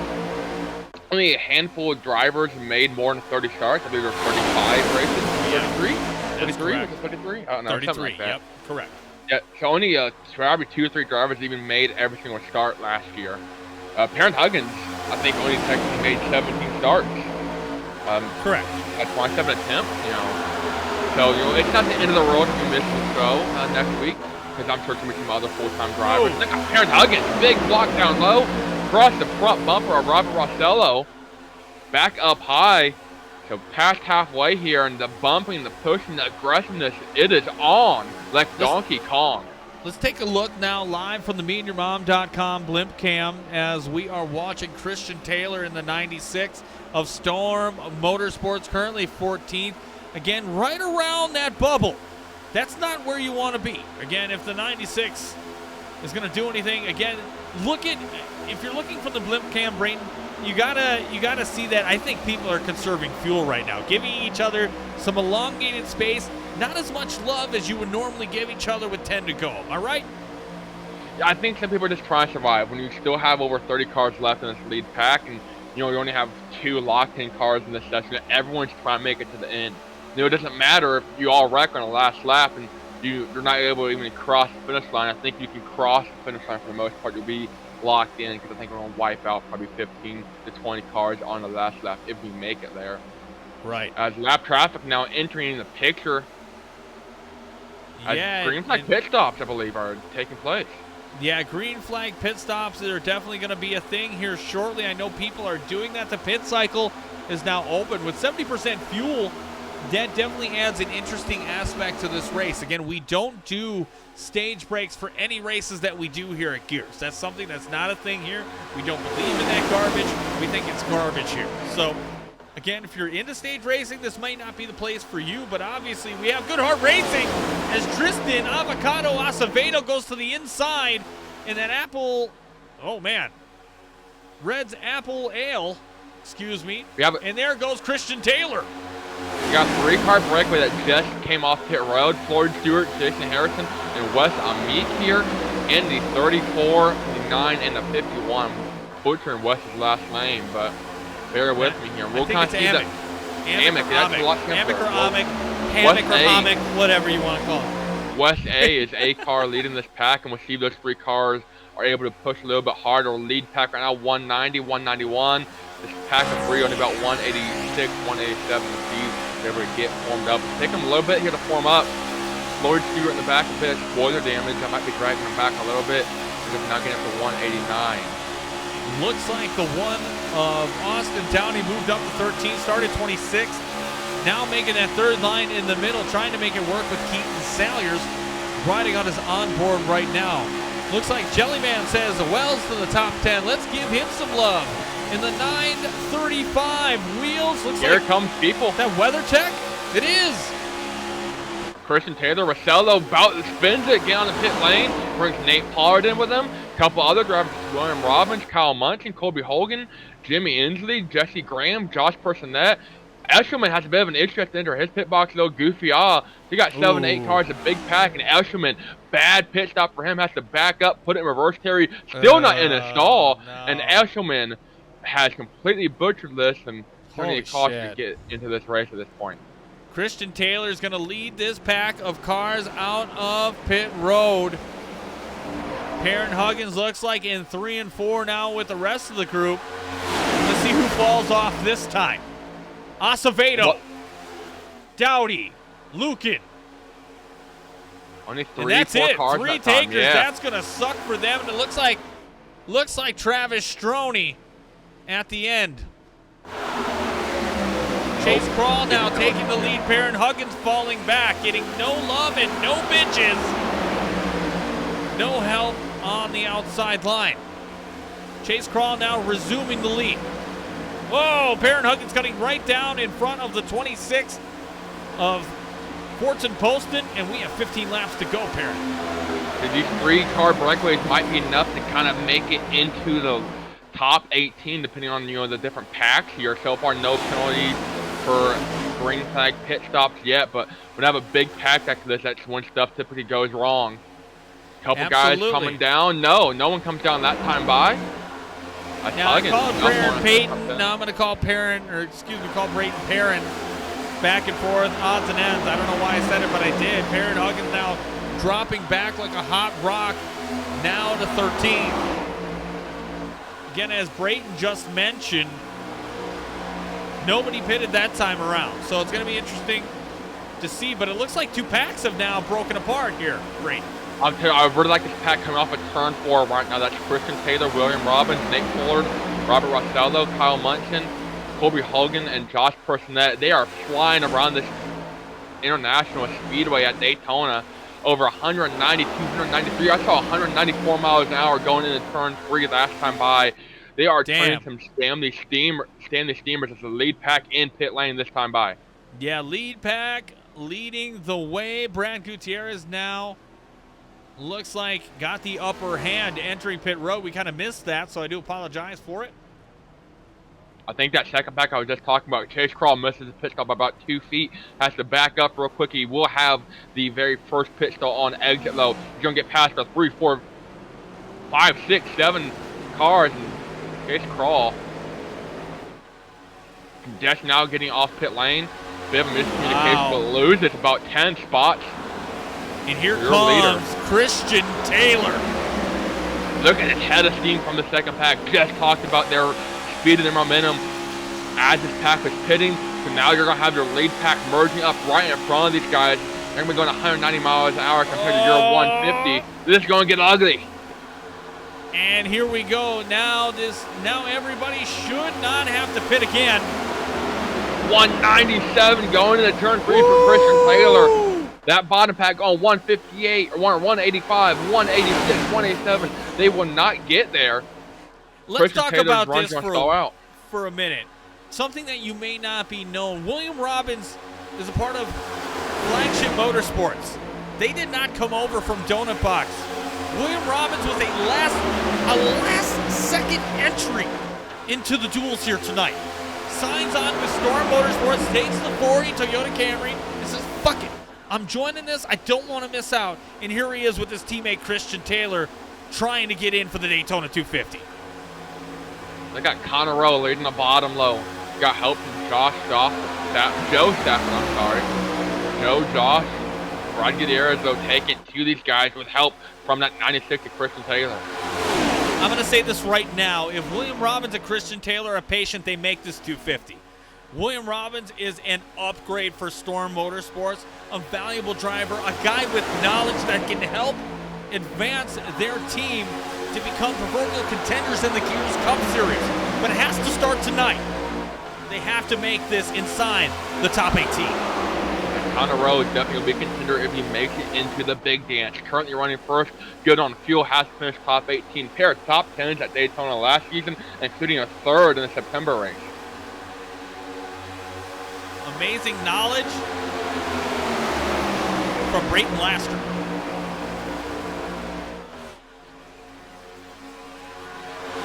Right now, Connor Rowe, Independence Motorsports. Your leader, Joe Stafford in second, Skylar Comstock in third, Ryan Thomas in fourth, and Christian Taylor rounding out your top 5, but it's anybody's game here as it's 10 laps to go. Connor Rowe still out front and in control. That's what Ethan Wisnowski in front of your leader, Rowe. Rowe is going to have to go to the outside. Gonna bring Joe Stafford and company with him.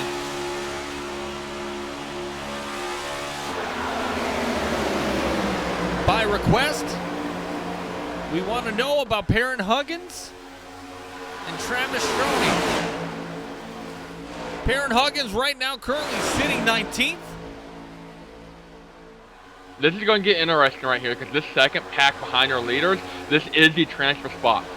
So they have no real opportunities to make some magic happen. Keaton Sawyers is leading this second pack. Technically it's the third pack. There is a 3-car pack in front of them by a couple seconds. They won't be able to catch them unless they get their stuff together. They might be able to do it, but no, this is right here. They're battle for the transfer. This is the battle for the transfer spot. This group of 6. Again, the 8-car, that Ford Mustang on the front of your screen going from right to left. The body armor 8 of Keaton Salyers, a lock. You can count him out. Travis Stroney right now, Perrin Huggins, Austin Dowdy, and Devin Lucan with Fortson Poston all vying for a spot. And Lucan moves in the transfer spot. Perrin Huggins with less than 10 laps to go. He's going to elbow Austin Dowdy out of the way going down the backstretch that last time there. That forced him to the outside. Devin Lucan saw the opportunity, said, don't mind if I do. I gotta move up to the front, Braden. Gotta move up to the front. We got a new leader. The 32 of Ryan Thomas has now taken over the lead. Christian Taylor, William Robbins, Nate Pollard, Robert Rochello Jr., your top 5. 8 laps to go. They want to fucking redeem a loose and loud. Let's do it. Sponsored by Bohm Graphics. We're going to get it on right now.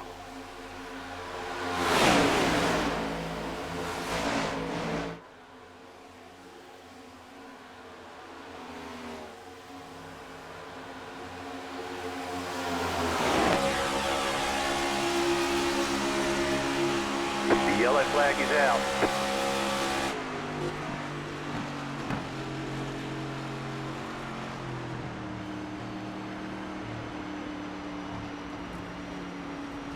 See, we put it on the loose and loud, we got a caution, and somebody blew up, and it looks like Stephen Gurley Jr.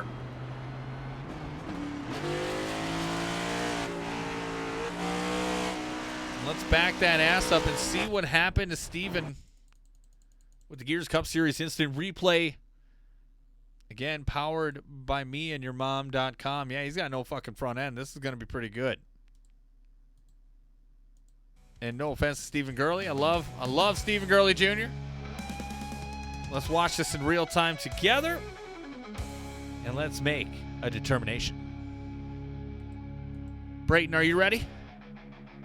I am ready. I'm just trying to find... Okay, so it's Stephen Jr. here on iRacing. But we are ready 29, to roll. 29. Yeah, here we go. Full speed. Looks like Allen gives a little push.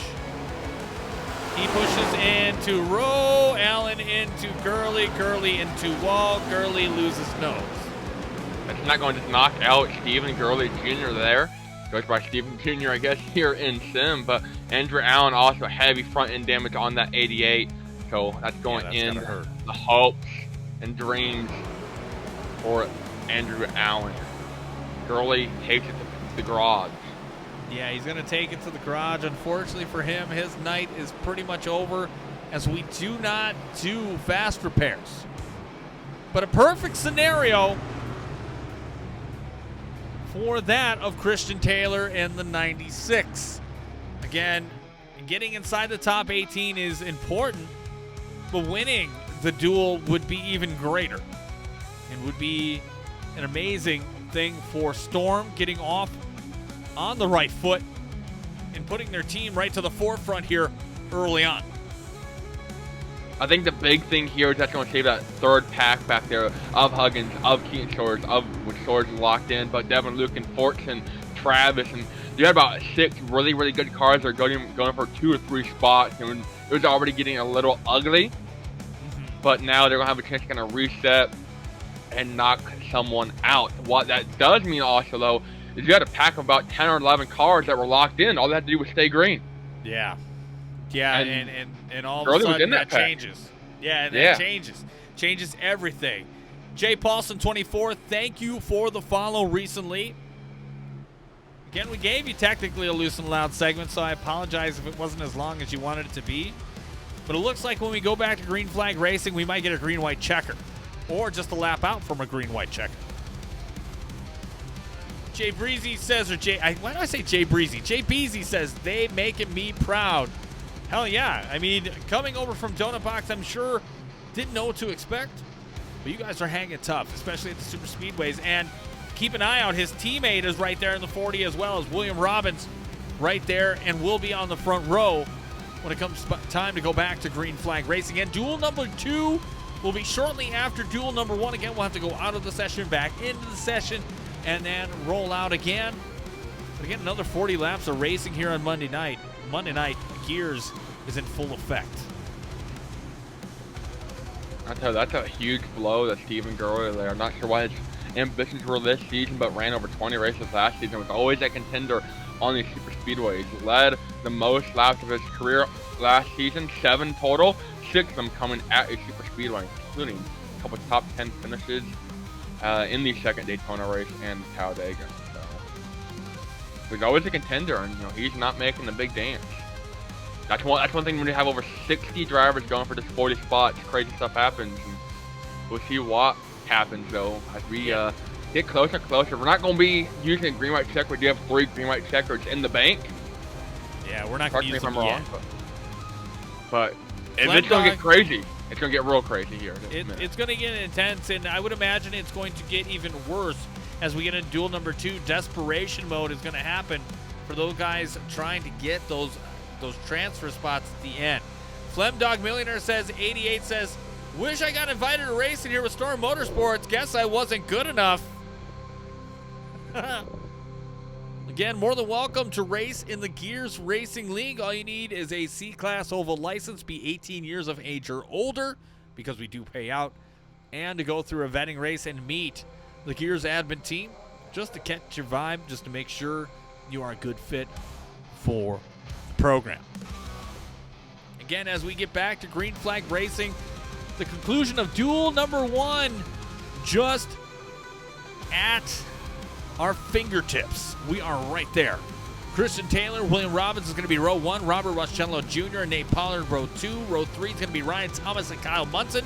Skylar Comstock and Joe Stafford, row 4. And rounding out our top 10 is going to be Brad Gutierrez and Colby Hell Yeah Brother Hogan.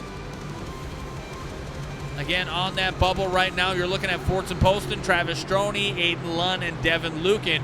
On the outside, looking in right now immediately is Austin Dowdy, Jason Harrison, Chase Crawl, which is locked in, and Wes Amick with Floyd Stewart. Josh Cole, another notable here with Gears on the outside, looking in as well. I'll tell you, Daytona's known for one thing. It's taking your dreams, filling you with hope, and then spitting them all right back out. Exactly. Again, Storm Motorsports on the front row. As the pace car now, lights are off, hits pit lane. And we are back, hopefully, for the conclusion of duel number 1 for the Gears Cup Series here at Daytona. Wow, Taylor, that is not probably the best thing to do. But it's Camry, and I think that's the focus here. Manufacturers want to get across the line. Kyle Munson goes to the inside. What a run for 18 of Munson. He's going to have some help coming behind him. That's Nate Pollard coming to the back bumper, and he brings a 32 with him. Side by side down the backstretch of Daytona. 2 Camrys into turn 3. 96 Christian Taylor still trying to get the outside rolling. He has help from William Robbins in the 40. No help yet. Not able to get the steam rolling on that locomotive. And there goes one driver from the bottom. That's Colby Hogan. Heck yeah, brother. He's going to now get a bump from Christian Taylor leading the outside, coming to 2 to go from Daytona.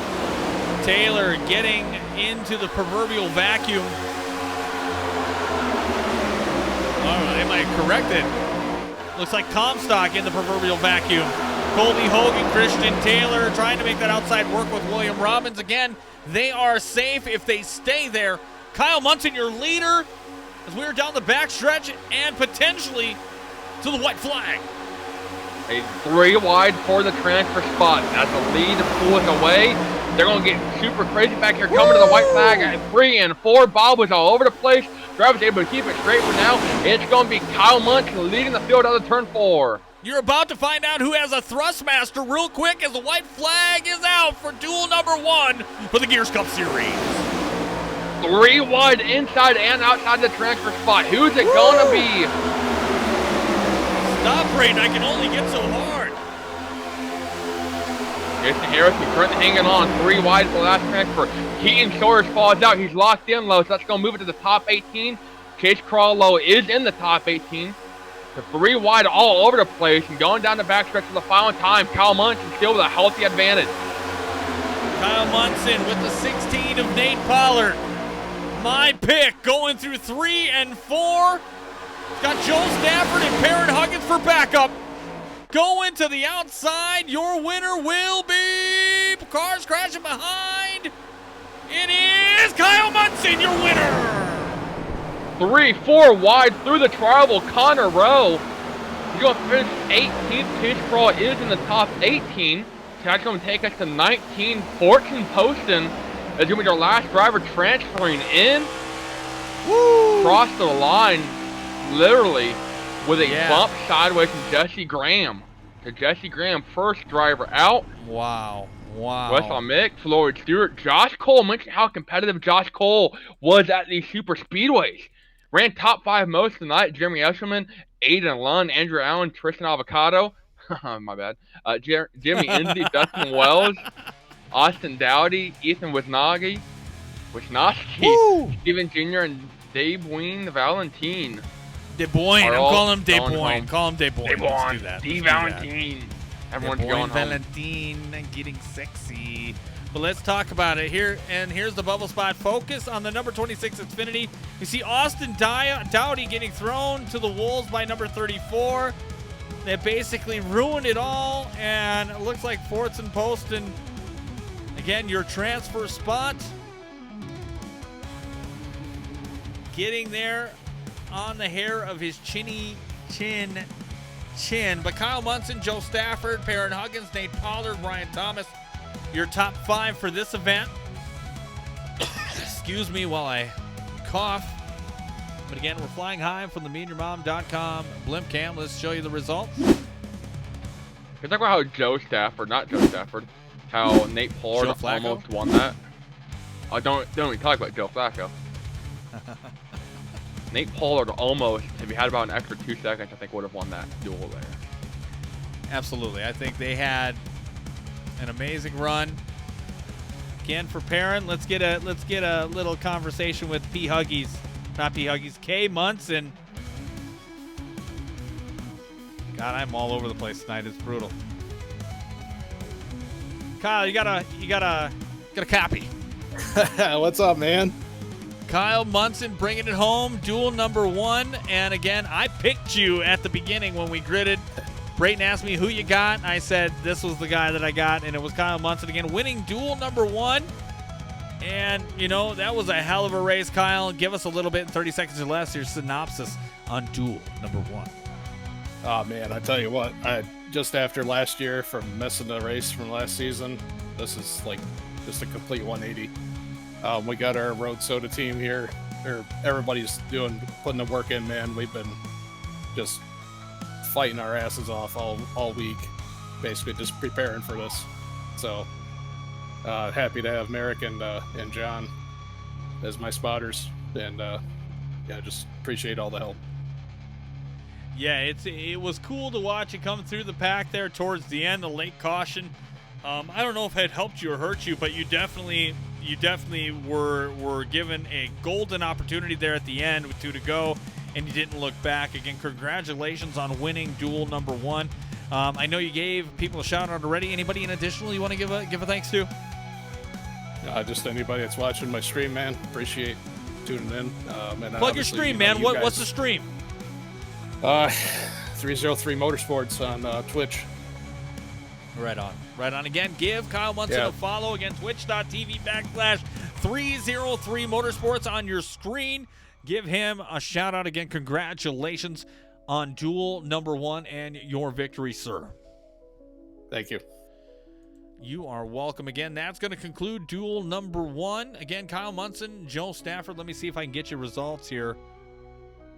See if I can do that. That might help. Apparently it's not going to give it to me, so awesome. I don't know what it is lately with this. Let's see here. Oh, let's try this. Let's try it. See if it'll give us this now. Of course not. But that's all right. So I'll read it off to you. Joe Stafford. Again, you can see on the left side of your screen, Kyle Munson, Joe Stafford, Perrin Huggins, Nate Pollard, Ryan Thomas, Skylar Comstock, Joshua Personette, Brad Gutierrez, Travis Stroney, Devin Lucan, Christian Taylor, Robert Rastrello Jr., William Robbins, Christian Antonio, Jason Harrison, Connor Rowe, and Fortson Poston advance to the 250. Again, congratulations to all of those who has advanced. Again, Chase Kroll getting the pole, automatically in. Again, Keaton Salyers as well, automatically in. Again, final thoughts on Duel 1, Brayton. Yeah, I saw Kyle Munson get his first Gears sanction win there since April of 2023, so almost 2 years in the making.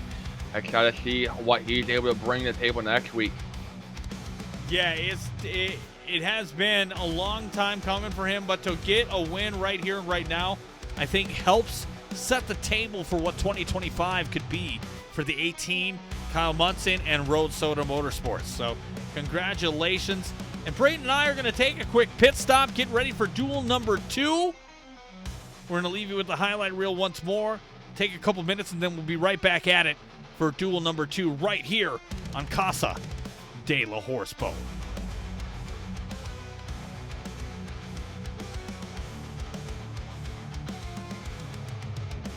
See what happened here.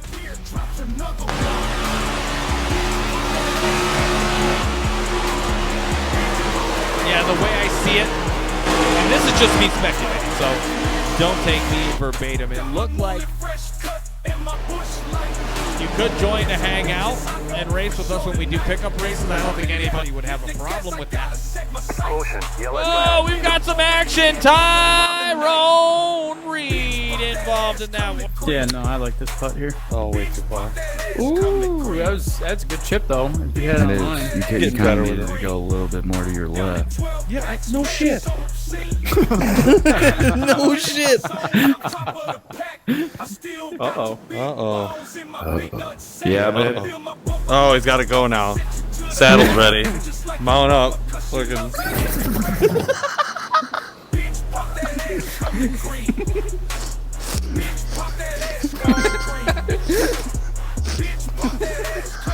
And out of grass after the round.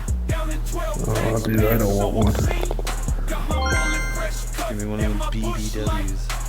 Dude, that sounds like a horror time, dude. This thing will sell for 2 cents on you guys.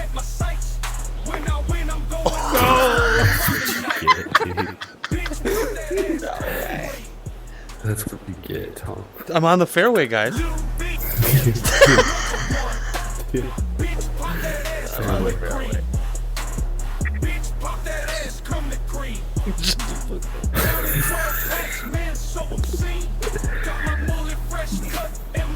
Don't miss. Little more to your left.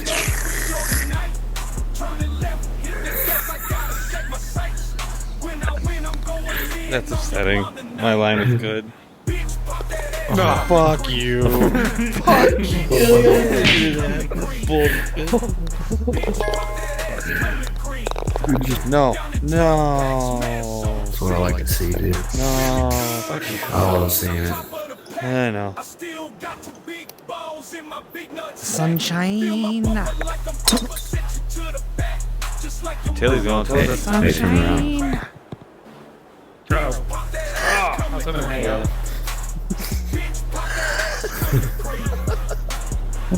That was so good. That was awesome. Tilly, why are you way over there? Celebrate.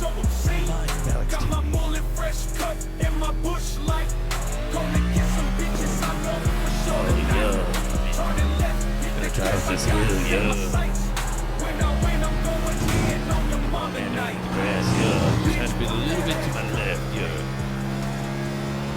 Oh, you want to see me? Yeah, baby. I can move the truck.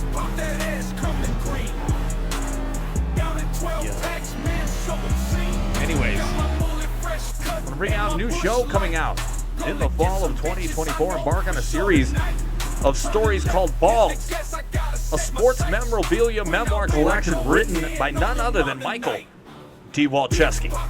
The 7-time Woody Award winner takes you down memory lane with random fans from random sports telling you exaggerated tales, all for the glory of the greater good.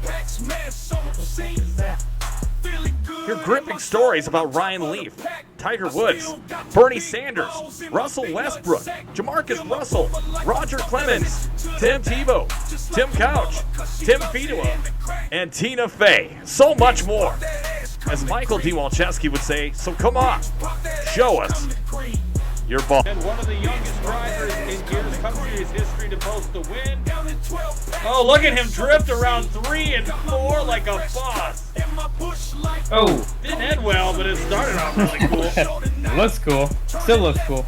He's got to choose wisely of what lane he wants to block. Pushing to 41. Here we go. Oh, we got This is action. exactly what the 9 needed here. Oh, no, he's taken out. The 39 of Jacob Prince. Jonathan Militia is going to start us off in row 7 in the 69. Thick. Brought to you by a very special sponsor. Coming in February 2023 on the ED Network, director Michael D. Walczewski brings you John's Booth. I didn't do it. Swear to God. An all-new docuseries exclusively on the Eskimo Brothers Network.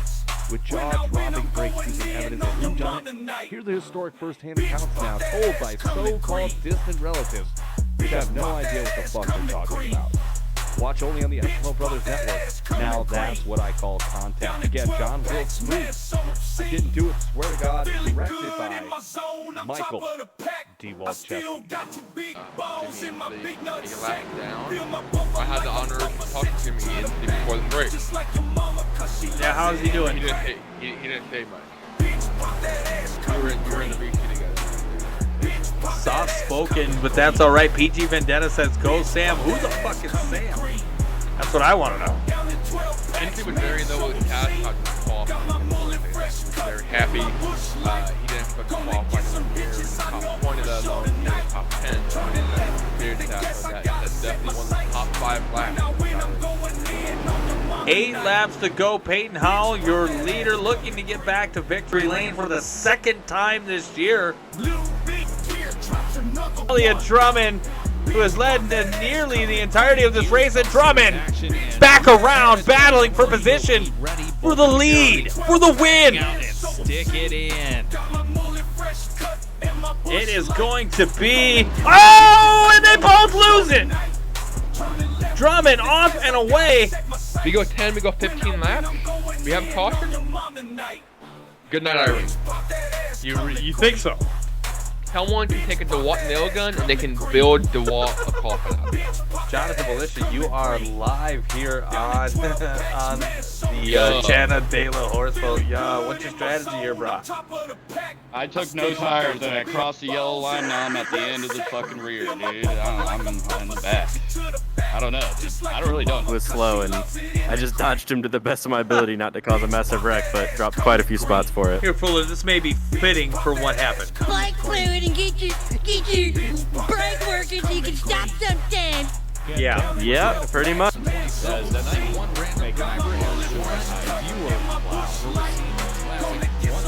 Doing the best that he can. Connor Rowe trying to get his left rear quarter back. He touches him. Almost puts him out on the dash cam live here on Casa de la Horseboat. You almost seen some action. Looks like that Brandon Meyer, or who is that? Is that Fitzpatrick? Looks like washing up to the outside. Drummond hanging on the outside to the inside. Connor Rowe. Drummond going to get held up a little bit by Fitzpatrick. Fitzpatrick not giving an inch. Making it 3 wide out of 2. Banging doors is Rowe and Drummond battling for 4th. Rowe trying to prove to the Rocket Racing team he is the lead dog on that squad. Clears Drummond for 4th. But obviously, I was wrong. I mean, man. 33 looks like of Jacob Delgado trying to make a move, trying to go where stuff shouldn't be. Yeah, that was all the 33 of Jacob Delgado. Michael DeWalt missing an accident by mere millimeters. putting 33 in the infield grass. Jaden Wicks, who was just leading moments ago, put him in jeopardy, and then the 20 and the 21 getting together with the 1 in an orgy of action. Follow 26 going around. So got to go to Del Gone. I don't know what all he was going for, but he said he was going to fill. Oh! Looks like Andrew Allen getting a lobotomy live. Wow. And then Perrin Huggins getting turned by Nate Williams. I mean, this race has been competitive. It's been clean. We haven't had any major accidents yet, knocking on wood, but it's been a real fun to watch. Speaking of! Oops. The 45 and the 8 on the front row reminds me of the Phoenix race last year where they had a magnificent Phoenix finish together, and it might be another fantastic finish between those two. Oh, and contact between 00 to 38. Contact between.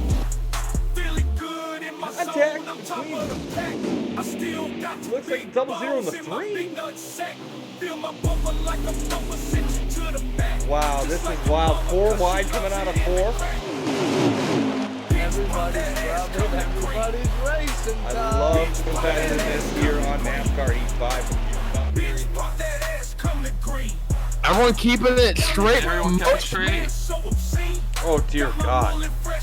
That was Jeff Glockner. We're 3 wide up front. Oh, we're wrecking. Oh, the wall! Getting his shit pushed in. Goes into the front of the 98 car. Big wreck. Feeling the burn. Jake Hall, I believe, getting the worst of it. They're 3 wide again. That's yeah. Johnson, your championship contender. Oh, he's gonna go for a spin. He saves it! He saves it! I about shit my pants! Holy God! Kyle Munson in the wall, and here we go again! And he saves it again! He's still trying to save it. And he's going the round! Oh, it looks like Matt Albert might have given him a hand job with love. Going into 3. Definitely tight. Webb rounding out your top 10. Name we haven't mentioned. Back here at the carousel. Oh, Fields! Yeah, I seen that. Oh, what a close call. Oh. And that iRacing can only give you so much, right? What is the difference between what we feel in the sim and what does it actually feel like? So you're having to go to McDonald's and you have the choose cone, basically, and then you're like, oh man, this is the most stressful moment of my life. Imagine that for about 2.5 to 3 hours. Kobe Hogan and Min Hang battling for second. 3 wide back there for 10th. Everybody doing their part. Min Hang cutting through the S's like an asshole. Doorbang and Colby Hogan. That kind of caught me by surprise as he cut through like that here. Group of 7 cars here is where it's at, and they are fucking going at it. Look at this. Going down the bottom line, we've got ride the ribbon. Around he goes. Maglia. 4 cars caught up in that. It looks like more car. We have a huge crash, folks. People are hitting everywhere. I cannot fucking tell you how many people. But we have a caution. That is for damn sure. That was for over 69 years. Classic Franks, a 100% all beef Franks that look huge and that taste so good you'll gag over it. Try Classic Franks. Your esophagus will thank you. Again, Classic Franks all available now in all food trucks, grocers,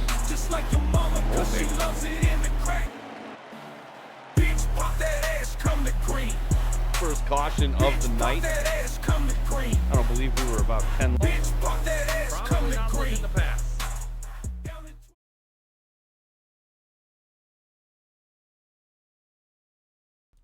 Oh, you could hear me, but you couldn't hear me. But again, high above the MeandYourMom.com Blimpcam, we are back and live for Duel number 2 here for the Gears Cup Series.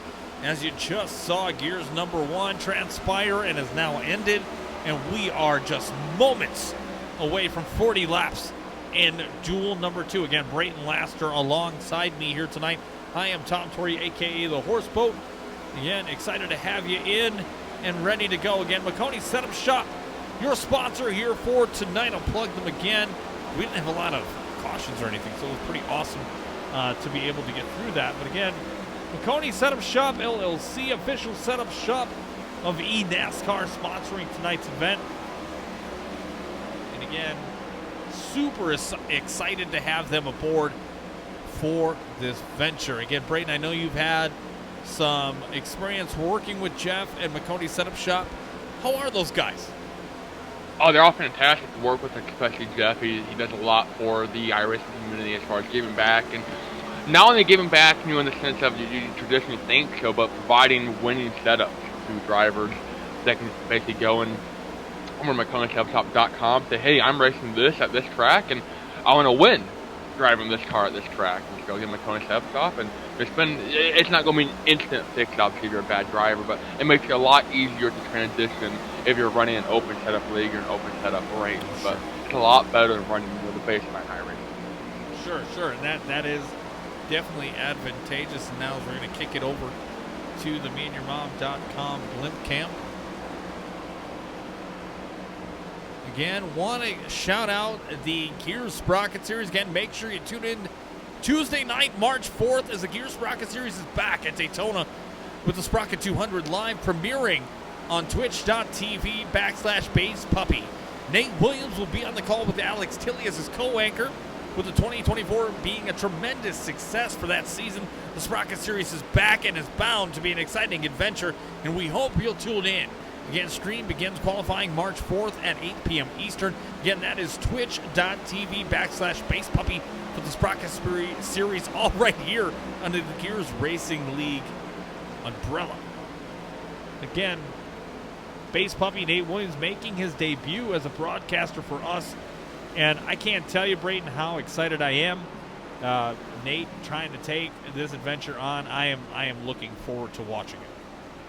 It's going to be a fun season indeed over there for the Sprocket guys. And mentioned you're running the different style of cars and or the 2 seasons, I guess is what it is, and the TBD and whatnot. So excited to see the Sprocket Series return and whatnot, allow you guys to kind of go and have fun on more than just Monday night, to kind of give everyone a chance to go out there. And also for the Gears, the big series, you guys are using different cars at tracks under 1.5 miles for running the Gen 6, is that correct? Yes, so that is something I was going to share here as we were getting into Duel 2, blah, blah, blah. But yes, that is definitely something we are going to do again. Tracks that are shorter, and we've got about, I think, a handful, maybe a little bit more, that will be Gen 6 cars. So they will still look like, obviously, the next gen car, but it's going to be the Gen 6 car as we go, because we like the horsepower, we like the speed, we like the variables that happen with that. So that's why we chose to do what we did there. But again, yes, you will find out here later this year when that will be, and I will break that all down for you as we go forward. Gonna be a fun season indeed, and gonna be a fun duel number 2. Got a little under the same amount of drivers. Got 34 drivers last race, 29 on this one, all going for at least 18 spots. 2 locked in. It's gonna be Van Drugman rolling off 19th, and Alex Tilley rolling off P1 tonight. Yeah, so it looks like here we go. We're gonna do our grid walk while we can. Wow, and that just cut out on me. Let's go. I believe it was Alex Tilley who cut out. Yes, indeed it was. The trouble already for their pole setter. In trouble is Tilley timing out. We'll see, but that happened with Chase Crawl as well. Looks like he is back, and there you go. Your pole sitter here for tonight, and duel number 2 is going to be the 12. In the Miller Lite Ford Mustang, Alex Tilley. Outside of him is going to be the 82 of Aiden Donahue.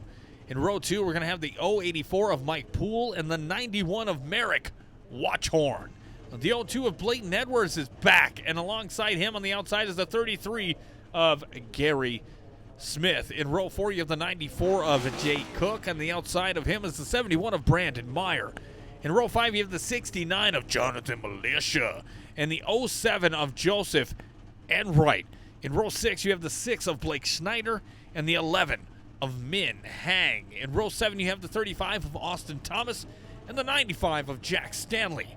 And in row 8, you have the 00 of the Travis Cash Again, 00 of Travis Cash and the 20 of Mike DeWalt. In row 9, you have the 42 of Christopher Pugliese and the 17 of Nate Williams. In row 10, you have the 2 of Van Drugman and last year's champion and current champion, Van Drugman, and the 7 of Ryan Robertson. In row 11, you're going to have the 97 of Jesse Becker and YouTube famous number 87, Gary Owen. In row 12, you have the 72 of Mike Hasty and the 22 of Ken Dorian Davis. In row 13, you have the 03 of Ryan Sizemore and the 83 of Justin Potts. And then row looks like 14 going to be the 44 of Tyler Steiner with the 55 of Christian Ruck Regal. And last but not least, in the 66, Nicholas Van Heemer. What a crowd we got here for duel number 2 here, Brayton. A lot of very fast drivers indeed, a lot of heavy hitters. Only 20 of them make it 18 through track position. So Alex Tilley, you're locked in. You can go on a Sunday cruise, kind of like Chase Crawl did, and Chase Crawl started last race very, very aggressive. Led a lot of laps, was in a position to win it until the pit stop cycle. But Tilley trying to start off the season with a bang. Yeah, for Alex Tilley, I think it couldn't have come at a better time. Tilley got a lot of stuff going on outside. A lot of positive stuff on the outside going on. And Daytona being a strong suit, he's a very good road course racer as well. So it'll be interesting to see how this season will play out for the 12 team and Freedom United.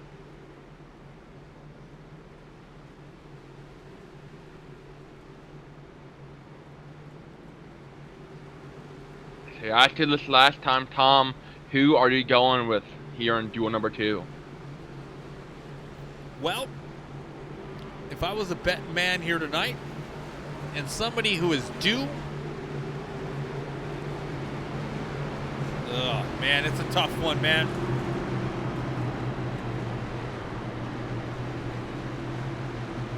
I don't want to do it, but I'm going to do it because of the love of the game. Ryan Robertson, the 7 in the Hoosier machine. Again, starting 19th, but I think has a chance. If not, his teammate Tilley, I think, would be my secondary pick. I'm going to go with the man starting right around him between Van Drugman, last season's champion in the 2. Statistically speaking, historically speaking, doesn't do great here at Daytona. Actually missed the second race last season, and Daytona last season was one of his not top 10 finishes. So locked in though. Pace car is off. Duel 2 is green. Here we go for the Gears Cup Series. Donahue and that outside line is gone. They are ready to go. Look out, Merrick Watchorn pushing the back bumper of Aiden Donahue to the lead out front. A commanding start for the driver in the 82 machine. Couldn't go better for this team. Now the 91 of Watchorn to the inside. Watchorn abandoned his help there. There was help. Someone's trying to lead this race, and look at the back and forth, the maneuvers there. The loosey-goosey, gonna kill the inside line as Donahue, oh my gosh. We're blocking lap 1. Donahue wanted to lead that first lap so bad. He did it. He about took him and Gary Smith out. No shit. He got that lap then, and Brandon Meyer, I don't know if Donahue kind of said that kind of need to calm down a little bit here because he let Brandon Meyer and Justin Enright go running by. This is wild, man. Basically, the other side of the proverbial spectrum when you talk about races, Duel 1 wasn't this chippy this early, but I think people can sense you got to stay inside that bubble. 71 of Brandon Meyer out to an early lead. Brandon Meyer, a little bit of news about him. You're going to see the 71 for some of the season, and then he's going to drop off. He's going to have hip surgery. He's going to come back hopefully later in the year, but definitely will be sad to have the 71 on the shelf. Talk about starting off the bang, though, you know. Hell yeah. Yeah, I don't know these people. They're so tensed up from waiting. You gotta remember they qualified over 2 hours ago. Yeah. So they've been sitting here waiting, watching duel number 1, waiting and waiting and waiting. Now it's my time to race. It's my time to be over on Twitch.tv. What a block again from the 82 of Donahue. Donahue, more like Donahue. Donahue? And Snoop Dogg would say who? Who? But nevertheless, a very intense exchange at the front so far. Good intense battle here in duel number 2. Meanwhile, a couple drivers moving into the championship position. Dorian Davis, I thought he'd be a good pick to win tonight. Up 9 spots to 15th. Ryan Robertson, your pick to win. Up 7 from his 20th place starting grid. And Van Drugman as well. Already up 10 spots from 19th to 9th. And working the outside lane, looking to get up front. Meanwhile, Alex Tilley, your push hitter, has dropped all the way outside the top 10. And it looks like Gary Owen just outside of that bubble as well in the 87 machine. Again, popular YouTuber making the switch, coming to gears, bringing his talent. He is waiting like a shark or a piranha waiting for blood in the water. I really like Gary Owen's strategy here, survive until then. You don't have to win the race, you just have to finish the race in the top 18 to make the big dance, and finishing low is a big part of that.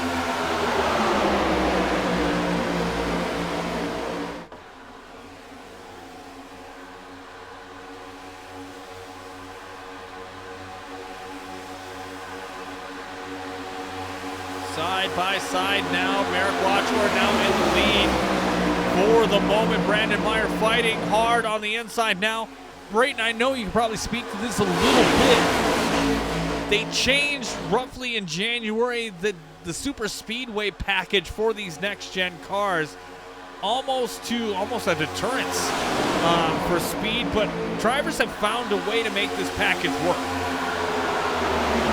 Yeah, see these drivers being super aggressive on the bumps. You can not necessarily tandem draft, but if you get crazy when it comes to pushing and stuff, you can push in the corners a little bit more than you could previously. You can push down the back straightaway. As the yellow flag is out for the first time this duel. 22 eating shit into the wall he goes. Kendorian Davis finding out what turn 2 tastes like. Had a little bit of help there with the 7 of Ryan Robertson. Yeah, let's back that ass up and see what we can see on the Gears Cup Series instant replay powered by meandyourmom.com. You just talked about how aggressive you can be with the pushing. I'm taking Dorian Davis go low, they run. Robertson gets a little bit of help from Blake Snyder behind him and into the 22 machine of Davis. Yeah, let's rewind this and we'll play it in full time here.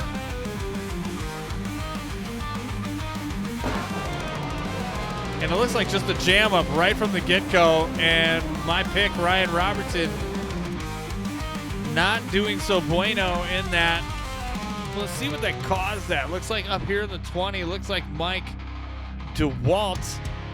Let's see what happened here in this run. Boo. Boo. He's gonna love that. But no, looks like he was just riding. And I don't know, I don't see the gap closed just yet. But it looks like the 2 closing on the 0-2, 20 closing on the 2, the 2 checking up, 20 checking up just a little bit, Ryan checking up just a little bit, the 7 there just making contact with the 20, but I don't think the 6 or the 22 were prepared for that. Yeah, looks like chain reaction there between the 22, 6, and the 7 there, Brayton. And then the 7 and the 22 do a no-pants stance up into the turn 2 wall. That's just part of it sometimes, or sometimes stuff happens so fast. And heartbreak there. Davis made this race a season ago, so it's 28. Yeah, also, that is a bummer. They also actually looked pretty sporty, qualified into the top 10 in the second Daytona race as well. They even led a lap. So, no, I'm sorry, didn't lead a lap, but he did have a fast lap. So, yeah. Heartbreak there. Davis always loves coming out here and contending at these speedways, and he was able to get that car back in tip-top shape. Which, I mean, you don't really need it to be in tip-top shape. You just need it run on all 4 tires. But Davis currently with a meatball flag. And also, talk about Ryan Robertson there. Didn't really make too many races last season. Missed Daytona, missed the other Daytona race as well. So just kind of picking and choosing. Did really well though at Monza. The Monza left turning, I don't call it catastrophe. But it was an awesome race. I don't care what anybody says. It was an awesome race. It was pretty chaotic, and we're going back to Monza. June 2nd, 2025 here on Twitch.tv. X Horseboat X. So I might. That'll actually be my onboard because I will be racing that race. That is one race a year where I take the headset off and I put the helmet on and I get out there on the track because I love Monza. Monza is one of my favorite ovals. People are like, dude, you're fucking crazy. Why would you pick Monza? But Monza is one of my favorite tracks, and I think you would love it too. I haven't been vetted yet, Tom. Am I allowed to run it? Absolutely, you're allowed to run it. Hell, we could co-broadcast that night, and we could just talk about it as we're going. Because that's a week after Charlotte, so we can kind of come on, talk a little bit, how Charlotte went, and we're racing at Michigan that next week after that, so a little bit of a gap there, great timing. And that sounds hot to me. I don't know. I don't know about you guys out there, but that sounds pretty hot. Again, we got 8 subs here tonight, looking for 12 more to do a giveaway. Again, it will be worth your price and sub. Again, I think I got an Earnhardt 124 diecast. Looks like an Oreo one out here I got to give away, and then a couple cool ones. So again, subscribe. We're going to give it away to one random driver, one random viewer. And we would love to do that for you tonight if we could. If not, let's get ready for the Daytona 250 and do it there. As we re-rack and get back to green flag action, Min Hang and Brandon Meyer on the front row, Aiden Donahue and Merrick Watchhorn, Gary Smith and Mike DeWalt, row 3, Jack Stanley and Mike Poole, row 4, and Jay Cook and Alex Tilley, your pole sitter, in row 5. Jack Stanley with the Cars Theme 95. Ka-chow. Ka-chigga. A little too close for comfort there. A little bit, yeah. I'm over here trying to figure out, what to do. Whether or not to leave. Career on the line here. We had another Lightning McQueen scheme last race too. The 21. Yeah, we did. It was pretty interesting. Got back. Like I was in the 95 at Daytona last year, and I thought about doing a Lightning McQueen scheme. Like, man, I really don't want to get sued. Yeah, me neither. I just realized the Mike DeWalt scheme is a hard Mike. Yeah, let's give him some TV time before we go back to green flag action. If you guys have not seen DeWalt's scheme, it's Mike's Hard Lemonade, but it's Mike DeWalt on the car. It's Mike's Harder Lemonade. Take that for what it is. Currently running inside the top 10. Yeah, I mean, he's hanging out there. He can run super speedways. He's pretty talented here. As far as it goes, I would say he's better at 1.5 miles. But super speedways, as long as he's hanging tough, he can hang in there. Again, the caution is about ready to conclude. Back to green flag racing in the meetyourmom.com green flag. restart zone. The 11 has control, and we are back at it here at Daytona. I walked top 10 in last year's Daytona race, so knows how to get the job done. He's like a baseball pitcher. He's a closer. He's a guy that can come in and finish solid for you. Actually won this duel back in 2023, duel number 2 winner. Yes, he did. Yeah, in dramatic fashion, nevertheless. Aiden Donahue now out in front with Gary Smith. These two making sweet love by the fire. Jack Stanley, Ka-chow, right behind him as well. Again, if he isn't thinking he has speed, he might be on speed. We'll see. Look at this outside line start to come. Min Hang with some help from that 71 of Brandon Meyer. Bringing Merrick Watchhorn with him. Huge momentum boost going into turn 1. Now coming off of turn 2. Gonna fall back a little bit, about to put themselves in the wall. And here comes that 20 of Mike's Harder Lemonade machine to the back bumper of Watchhorn. Yeah, again, Road Soda Motorsports recently reformed. Merrick Watchhorn, Mike DeWalt, Jonathan Militia, all teammates and all in this race. Might want to keep an eye out for that. 82 of Aiden Donahue out in front right now. Commanding lead, but again, as Ray mentioned, that outside line is beginning to form. But with this new car, this new draft package that they have presented, it makes it a little harder to climb through the field.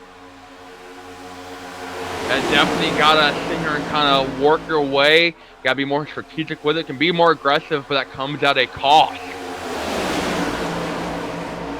I noticed when, you know, they have the Daytona Speed Weeks on officials that if you let off the pedal a little bit and lose that momentum, it takes you at least a lap or two to get it back.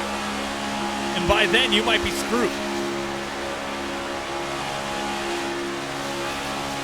And you notice,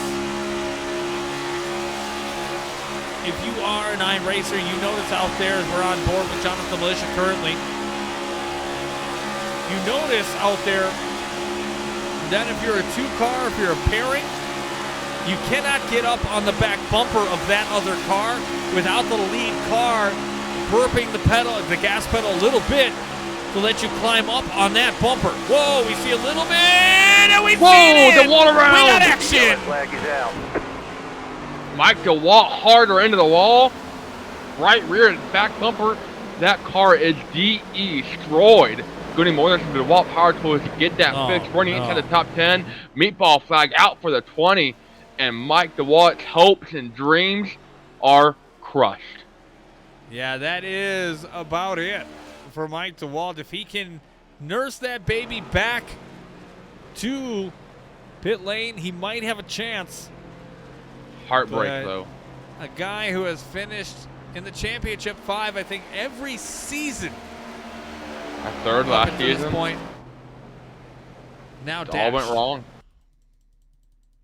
Okay, we're going to back that ass up to see what we can see. We were riding on board with Militia. But we'll see what we can see. Again, Ryan Robertson looks like he was a part of that. Yep. Not a catalyst, but definitely a part of it. But let's see it in full speed with the blimp cam. Powered by meandyourmom.com. A little checkup with the 71. Watchhorn, again, 00. Tagged him into Mike Poole. Oh, sideways, the 2 of Van Drugman gets him. Ryan Robertson gets involved. But the champion, Drugman, doesn't have to worry. He's a lock.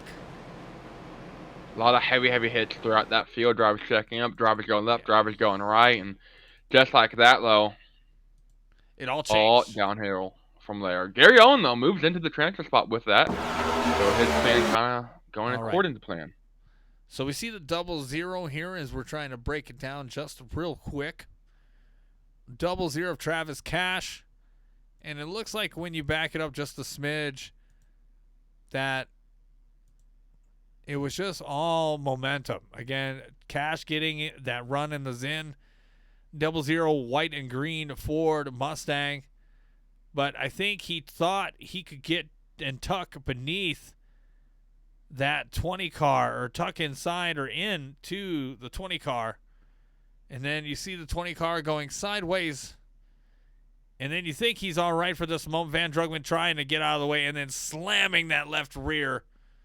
And it looks like Robertson gets away with minimal damage. But Drugman and DeWalt getting the brunt of this.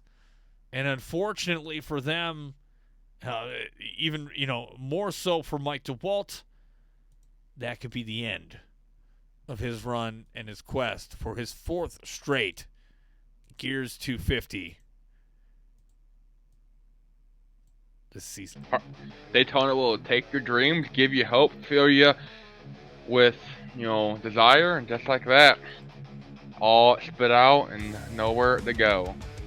Yeah, definitely a disappointment, I would imagine, from his end. And if he is out of the race, hopefully we get some insight and talk with him. But I'm grabbing a hot dog. For him, hopefully he's with him. Brayton stepping aside, and it looks like Mike DeWalt is in the booth. Mike DeWalt, I don't know if you are here and available, but are you DNF? Are you done? Yeah, too much damage. We're done. Damn, girlfriend. That is disappointing, but a pleasure to have you in the booth. I know it's got to hurt because 250, you know, you're out, and that's a first for you. How are you feeling right now? Your initial reaction to all of it as you're feeling it here. Yeah, initially, I mean, it was fun racing for the 13 laps or whatever I just did, but you know, it's just a product of these races at Daytona. I mean, the first caution is pretty much the same thing, a check up on the top, and this time, you know, I got checked up on the top again, and then I got caught in the left rear. So it happens, but definitely disappointing. Happy for Kyle Munson to win Duel 1, Road Soda Motorsports, and rooting for my other teammates here in this duel. Well, as we are one lap to green flag racing, we'll keep you with us in the booth if you're willing to hang out. If you've got to do other things, I totally understand that. But it would be nice to have you. So yeah, absolutely. Yeah, unfortunately, Daytona 250 dreams are dashed for the favorite Mike DeWalt again. One of the favorites to make the 250. One of many, especially from Duel 1, surprise exits. And as we get to green flag racing, Mike, we can touch on that as we go forward. But right now, Aiden Donahue and Gary Smith on the front row here as we get set for green flag action. Jack Stanley Kachow in the 95 and the 17 of Nate Williams in row 2. Merrick Watchhorn in the 91 and Jonathan Militia in row 3. That is Road Soda Motorsports Strong. 03 of Ryan Sizemore. And looks like Min Hang, row 4. And rounding out your top 10, Nicholas Van Hebert and Brandon Meyer in the 71. Again, William Roberts, 86, thank you for the follow. Harrison VR, thank you for the follow. K Brew and Darlington Stripe for the most recent follows. So far, though, remember thinking back of Duel 1, a lot of drivers kind of took their time working back up to the front. We started over 30 cars left. They were kind of at the end of it. We're down to 26 on the lead lap. And look at the biggest movers through this field already. Nicholas Vanhammer up 21 spots. Ryan Sizemore up about 18. Nate Williams up 14 there in the 17 machine. Lightning McQueen, Jack Stanley, the 95 up 11. He is speed. A lot of big movers.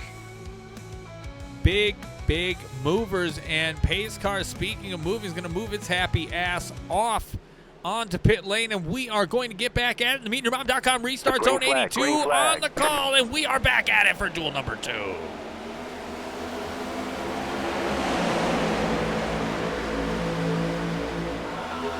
Answering the chat now, is Poole out? I do believe so.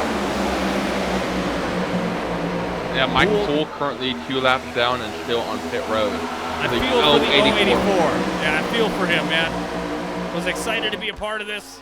Again, trying to ride around, not get in trouble. Again, riding around the back is a dual double-edged sword, man. You have to be aware of people around you that you may not trust because you might get caught up in some shit. Not a good night to be a Mike. What's that? Not a good night to be a Mike. Not a good night to be a Mike. Mike Poole, Mike DeWalt, currently out of the Daytona 250. Nate Williams leading a lap at Daytona. If you knew anything, that is a big deal. Old Smoky Moonshine, my favorite drink, leading the way momentarily, but the 33 of Gary W. Smith, the Boom Tractor Chevrolet in the inside lane, taking over. Chevy action right there on that inside lane. Hey, Nate actually led a lap at Atlanta last season. So, is able to lead a lap here and there at these super speedways. Literally averaging 1 lap a year in the Gears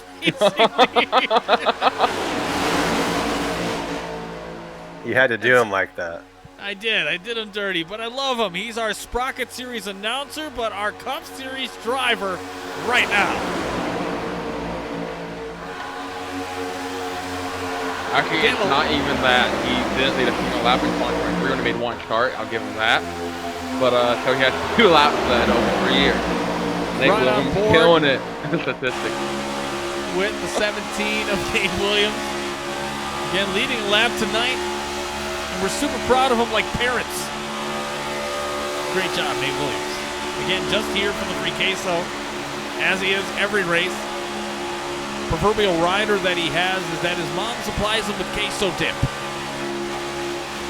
And Williams was able to make the big dance last year, one of his limited starts. He likes the drafting tracks. Finished 25th here last season, 1 lap down. Also made a start at Atlanta and Monza.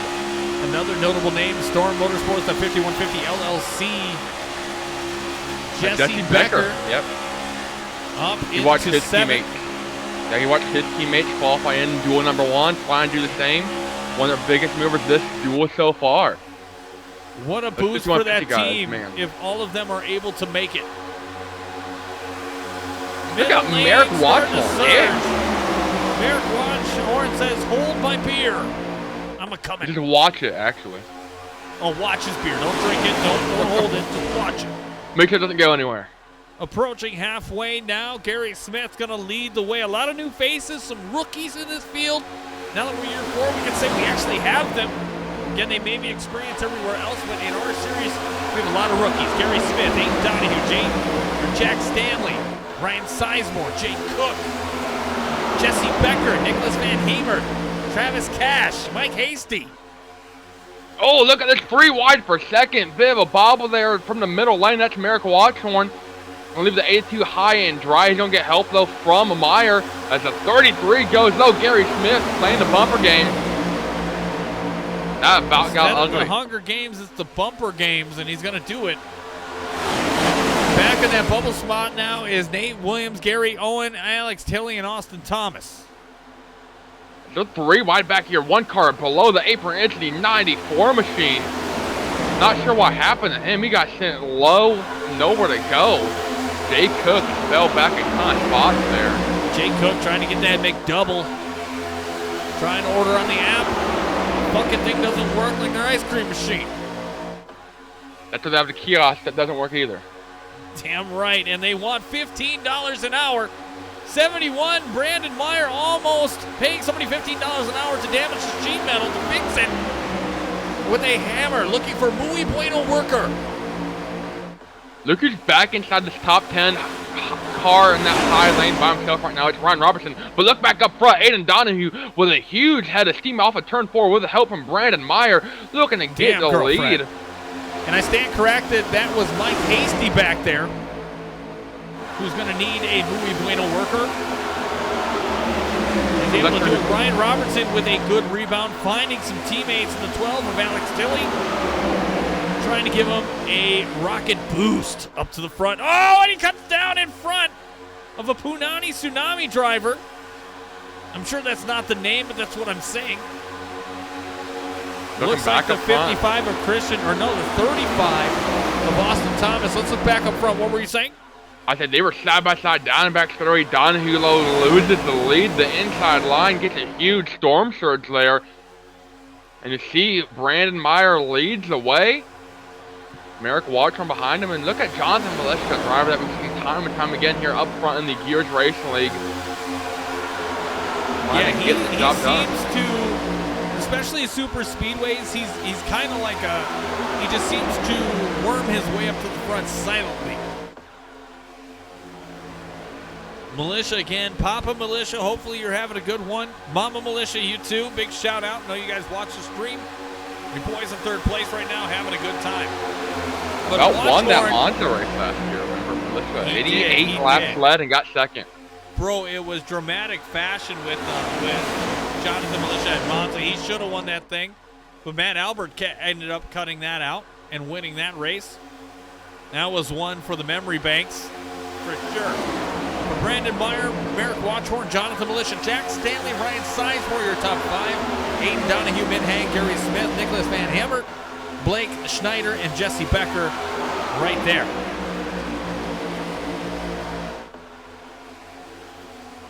Now, Mike, I know you see 2 of your teammates inside of that top 3. If you had to pick which one to win this thing, who you want? Who do you pick? Oh, I'd love to see Jonathan Militia win the duel, and we sweep the duel wins tonight. But I'd say Merrick's probably a good call. He's really good at iRacing, and so he's definitely going to be our leader of our team. So hopefully one of those guys brings it home. Back on the bubble, again, Alex Tilley. Okay, again, Van Drugman out of this race, or in the back. Sunday cruising. Actually about to get a lap down. Yeah, he's in the back. So again, you're looking at Jay Cook, Austin Thomas, Joseph Enright, Nate Williams, Gary Owen, all in that bubble zone. Again, side by side, 2 by 2 down the back stretch, mid to end of the pack. This is kind of the area we want to kind of focus on as we close down the laps of Duel 2. But up front, Brandon Meyer, bad hip and all, your leader right now with Merrick Watchhorn, Jonathan Militia, Aiden Dutton. Oh, they're wrecking in the back. They're wrecking in the back. It is getting hot and heavy. Wall.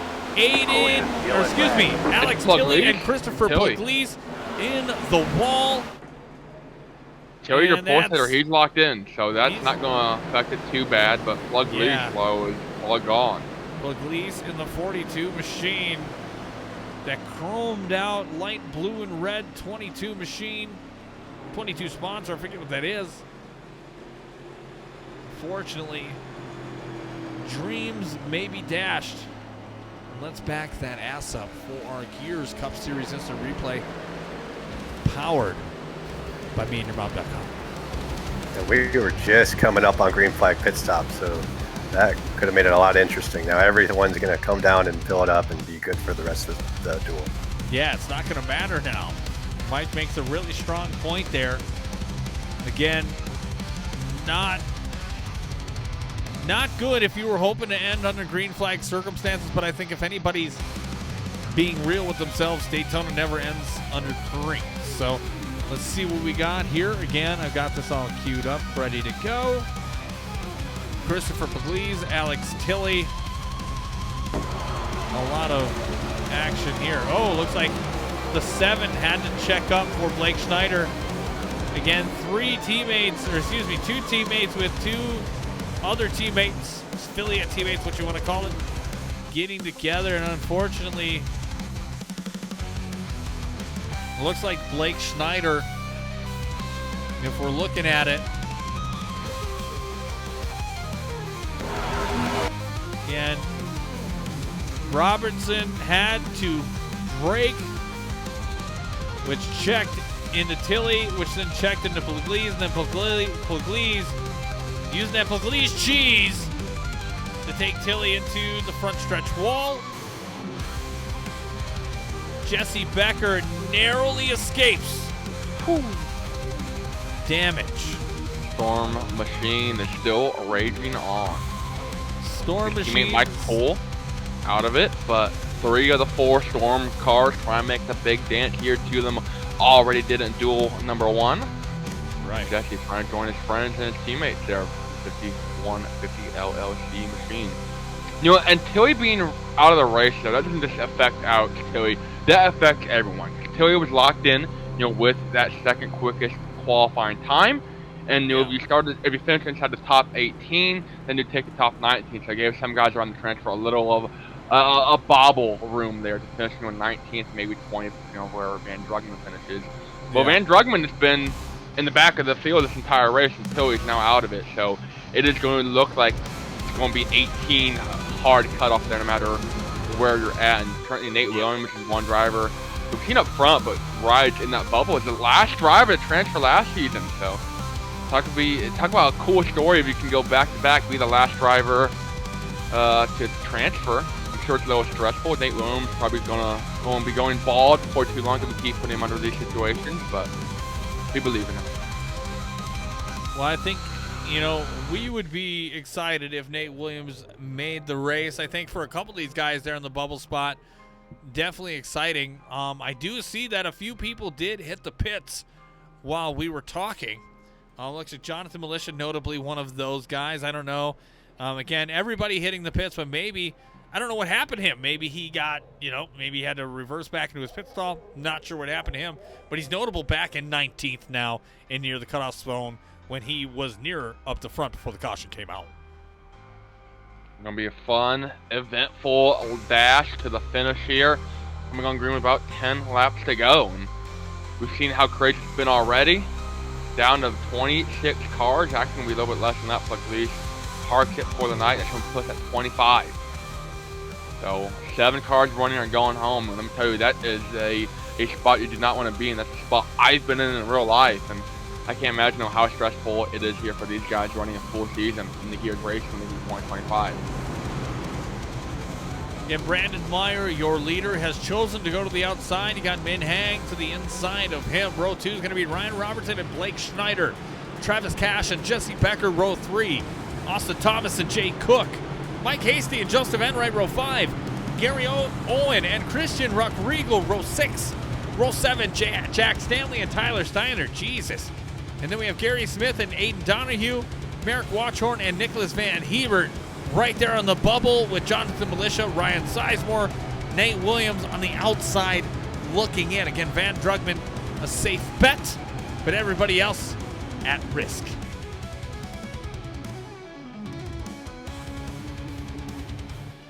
See who makes it, see who doesn't. And talking about Gary Owens' plan to start off this race, literally Sunday, cruising 160, 170 mile an hour, kind of staying in the draft, but far enough back where he can avoid chaos if it happens. Currently running just outside of the top 10.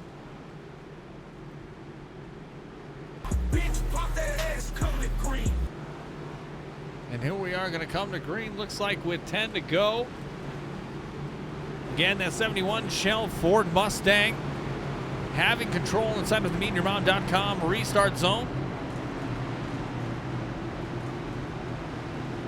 An unfortunate ending to some people's race. Duel 2 again, providing that little extra drama that I think one here at Gears would want, but unfortunately it came at a cost of some really solid drivers.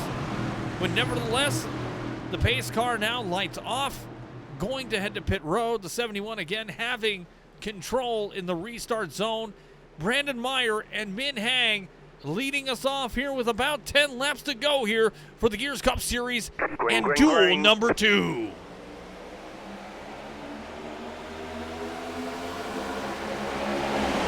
What a gap. Brandon Meyer opened it up and off they went, and it's getting squirrely already from 7th on back. Yeah, Austin Thomas started inside the top 10 there in that 35, went in the middle, and now it's falling back. It's got boat anchor attached to him, getting split left and right, 3 wide middle the whole way to the back of the field.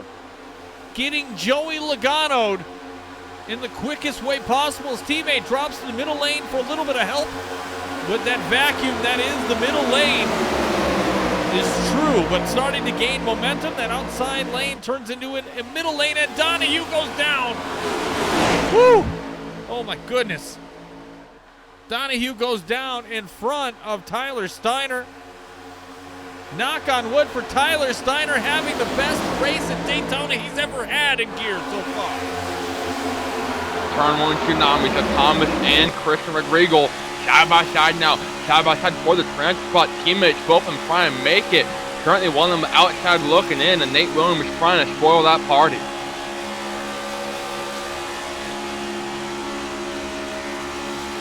And whether or not you're fans of these drivers, the intensity is building. Less than 10 laps to go here at Daytona. It's going to get really crazy because you got this lead pack here, the top 11 or 12 cars, and you have a second pack all single file that's about to run up on them like a train. And Aiden Donahue currently falling back in that 82. Not sure what happened there, but 4 or 5 mile an hour deficit there. Not quite able to get the momentum going into turn 1 that he wants. Merrick Watchhorn in the 91, up 10 spots since the restart. Him in the 69 of Jonathan Militia and Van Drugman in the 2 car are making up ground. Again, that outside of the 91, the 69, and the 2, combined experience is astounding. So again, those 3, definitely those to watch, especially for the win. Brandon Meyer holding it down here in front, but for how long? The 91 is a comment. And another yellow flag. We've got action. Bladen Edwards involved. We've got a fucking parking lot. Yeah, multiple drivers. Jack Stanley involved in this one. Travis Cash, Tyler Steiner. No. Nicholas Van Hummer. So Tyler Steiner not making driver intros here, looks like, for next week. Funny story about that. We'll get to that under this caution because I don't think we've talked about that yet. I don't but think we will. have. We will in just a moment, so let's back that ass up yet again. But the Gears Cup Series, this is a replay powered by meandyourmom.com.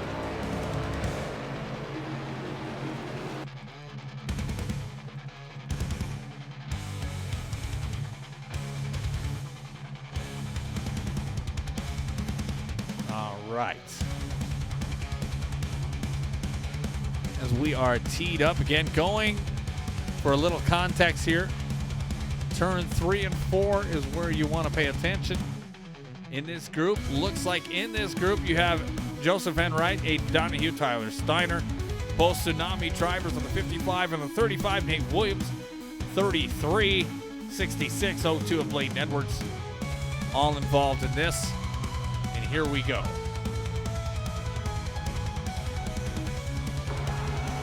And what this does is you're going to send them outside the transfer. Let's restart with less than 5 laps to go.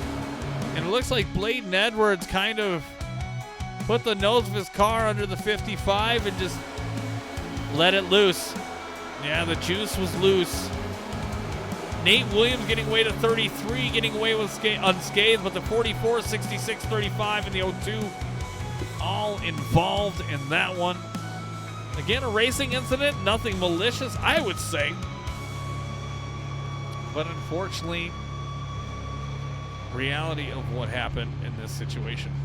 Yeah, it all happens pretty fast. I mean, you get one check up on the top, and then, you know, one car gets accidentally to the left rear of somebody, and then it's kind of history from there. And before we discuss anything further with Drayton, I want to point out one more time here tonight while I have a chance. Make sure you tune in Tuesday, March 4th as the Gears Sprocket Series is back at Daytona with the Sprocket 200 live, premiering on twitch.tv/basepuppy. Nate Williams will be on the call with Alex Tilley as his co-anchor. As the Sprocket Series was a tremendous success in 2024, it is bound to be an exciting adventure, and we hope you'll tune in. Again, stream begins with qualifying March 4th at 8 p.m. Eastern. That is twitch.tv/basepuppy for the Sprocket Series, all right here under the Gears Racing League umbrella.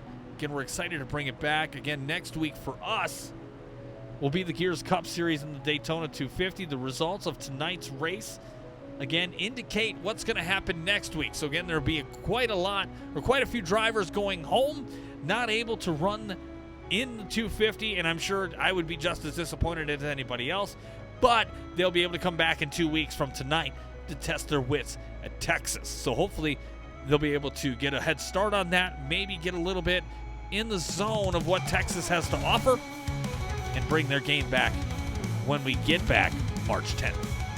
That'll be a fun one. That definitely will be.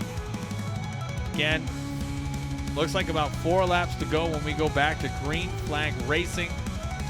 Up above, 3 green light checkers in the bank if we need it. Oh yeah, that is hot and heavy. Thank you for sharing. High above the meandyourmom.com blimp cam. Again, a lot of noticeable names out of the Daytona 250 already here tonight. But again, it's the luck of the draw when you got the duels, man. Anything can happen. And you think you're on top of the world, and the next second, the next lap, your ass is out of the 250.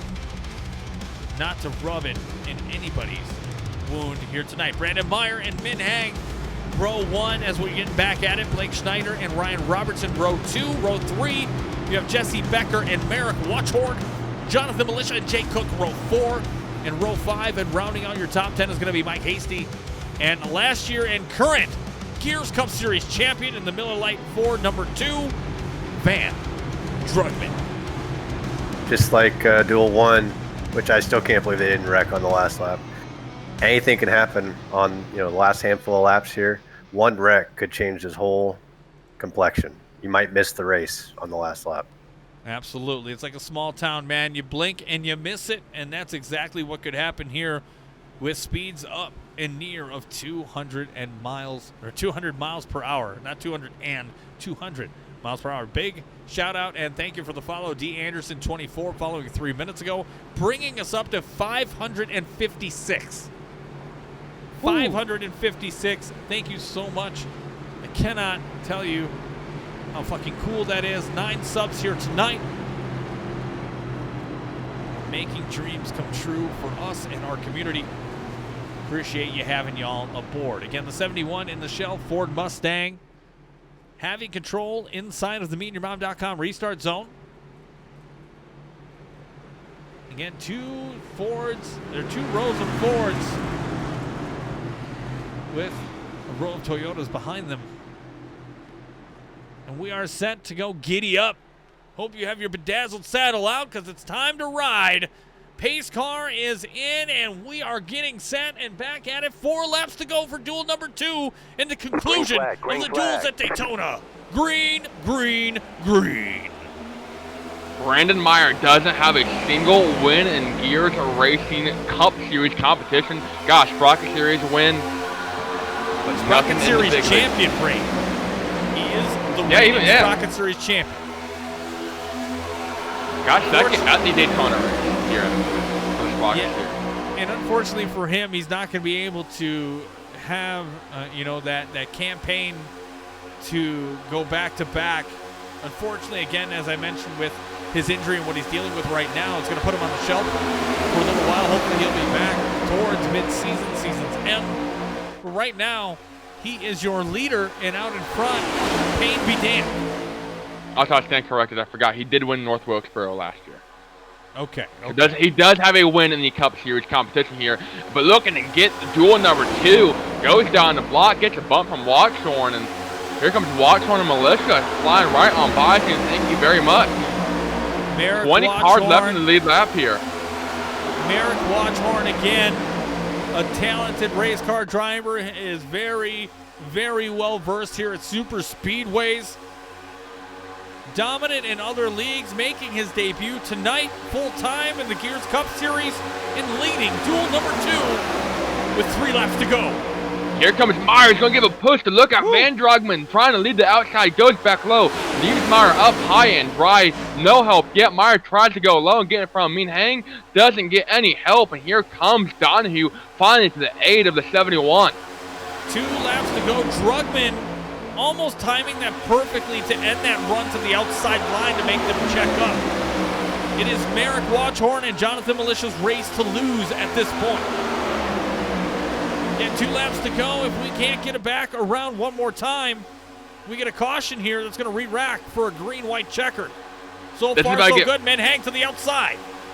Yeah, Van Drugman currently in the top 18. We're taking 19 drivers. 1 driver on the lead lap is out. Currently Nicholas Vanhammer. Now I'll tell you, you have a 3-car pack by themselves, 3 seconds behind this lead pack, all fighting for that last spot.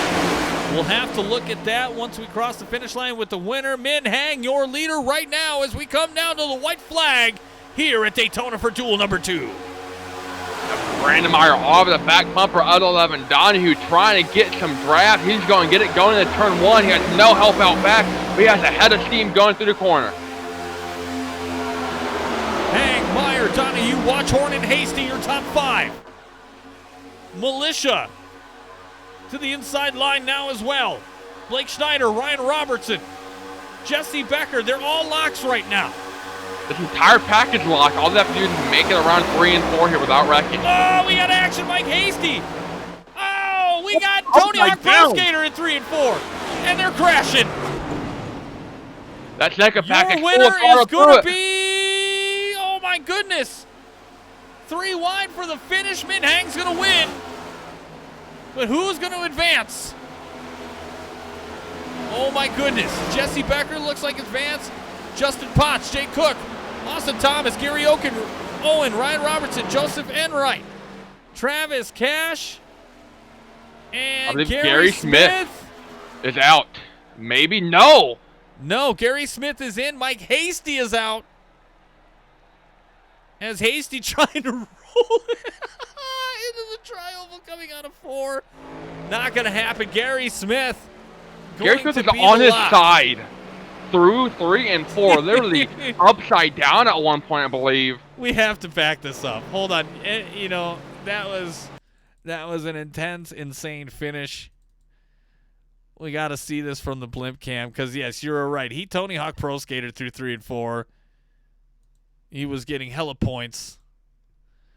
Let's back that ass up and see what we can find. Drag race. I mean, him and Mike Hasty were literally side by side and are part of the catalyst for this wreck. Yeah. Only one to make it, running into the top 10 and coming out the final corner. And then look at this. Yeah. Van Drugman, 33-72, getting a menage a trois of pain. Again, the 33 hanging on. Look at him ride the outside wall. Holy shit. No way. The dude hits the grass. He's like, fuck it. I still got time. I got to put this team on my back for Madden. Comes out of 3 and 4. Mike Hasty is around. No chance. 33 crosses the line. Easy lock for the win. Or not for the win, but for the transfer. Okay, Mike Hasty, I think, played ping pong with 3 or 4 cars. Nate Williams came in there late, really finished him off, and I think part of the problem was he just kind of coasted, trying to get out of the way, and wasn't very hasty as far as getting back going again. I think it kind of took his time to get going straight. Oh man, and you see him in the 3, and like he was just tossed around like a rag doll here. Like I don't think he had any choice. It's like a box of donuts in a police station. Everyone's taking a bite. Boom.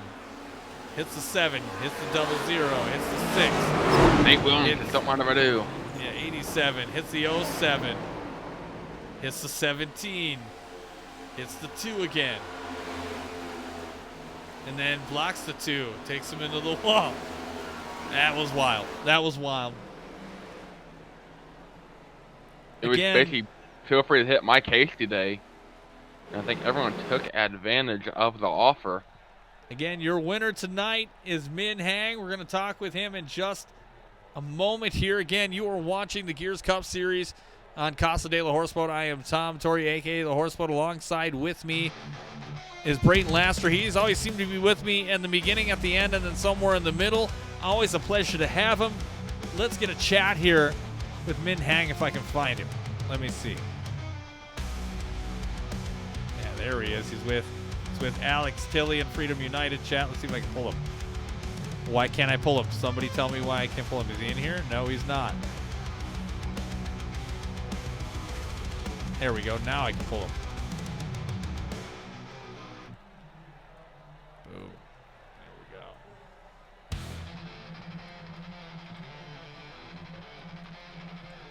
go. And Min Hang, you got a copy. You have a copy. Welcome to the program. You are live here on Casa de la Horseboat again with me and Brayton Laster. Again, congratulations on your victory tonight. Winner of Duel number 2.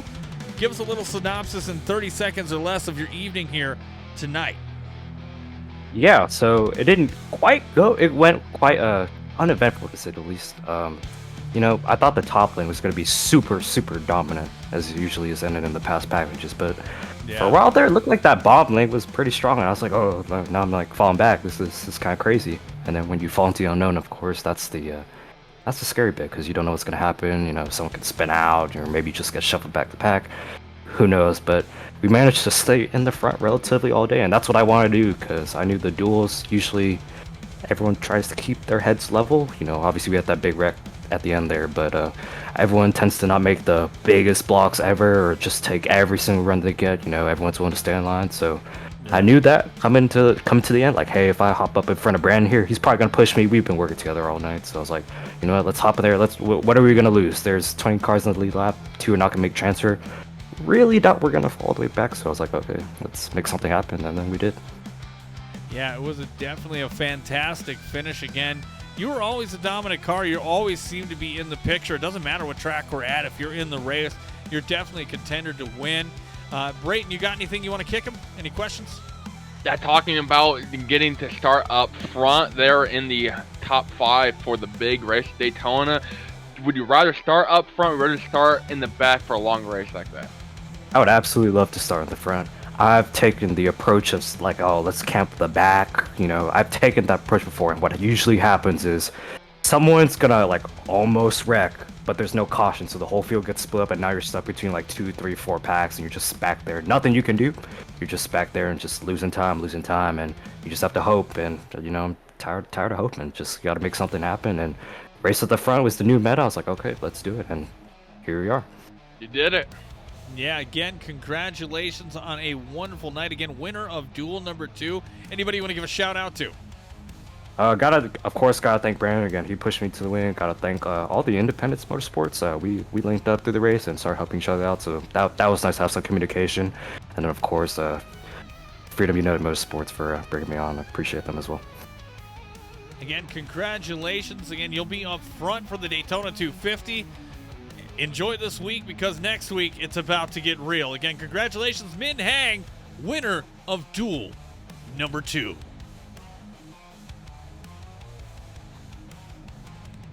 Again, as you can see on the left side of your screen, Min Hang, Merrick Watchhorn, Brandon Meyer, Aiden Donahue, Jonathan Militia, Blake Schneider, Jesse Becker, Justin Potts, Jake Cook, Austin Thomas, Tyler Steiner, Ryan Robertson, Nate Williams, Nicholas Van Hemert, Joseph Enright, Travis Cash, and Gary Smith, all advancing to the Daytona 250. And we'll be back next week with the winners and people who have transferred from Duel number 1 into the Daytona 250. Again, congratulations to Kyle Munson and to Min Hang. Brayton Laster, any final thoughts here from the Duels? We knew it was going to get crazy, and crazy it was indeed. And you thought, 80 combined laps here from Duels tonight was pretty hectic to watch. Now imagine when we're sitting there going for 100-plus laps next week. Yeah, it's going to be massive. And with us in the booth, again, Mike DeWalt. Again, dreams of the Daytona 250 not to be here for 2025. Hopefully we'll have you in the booth here next week on the call with us. Again, Brayton Laster joining with us as well. And a special guest here right now in the booth that just joined us, Nate Williams. Again, going to be our host and lead broadcaster for the Gears Sprocket Series, premiering on March 4th. Nate, how are you feeling about Daytona? I needed about 3 new fire suits during that duel, so my heart's still a little racy. Very excited for next week. Glad we actually made it. Glad my teammate Tyler Steiner made it through. He was struggling at the end, but that last wreck gave him the opportunity to really push through and make it. So just glad we made it right now. Still hearts racing. Had some amazing wreck avoidance there. Glad for that.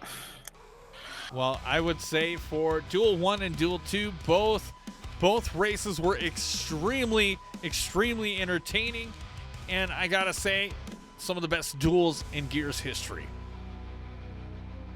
Again, Brayton Laster in the booth with me tonight will join me again next week, and I'm going to put up that highlight because it looks so good. Again, look at that guy over on the left. His name is Brayton Laster, special guest next week, sponsored by McConey Setup Shop, official setup shop of eNASCAR, the Daytona 250, as we are setting up again March 3rd, starting at about 8 p.m. Eastern. Again, we'll be in about 10-15 minutes early. Get in here, get your popcorn ready, get your beverages. Again, Monday night now is your new home here for the Gears Cup Series. Again, for Mike DeWalt, Nate Williams, Brayton Laster, I am Tom Torrey, a.k.a. The Horseboat, welcoming you back here next week and wishing you a wonderful work week as we head in to the final weekend of February. Again, thank you for watching Casa de la Horseboat, and we will see you again next week for the Daytona 250.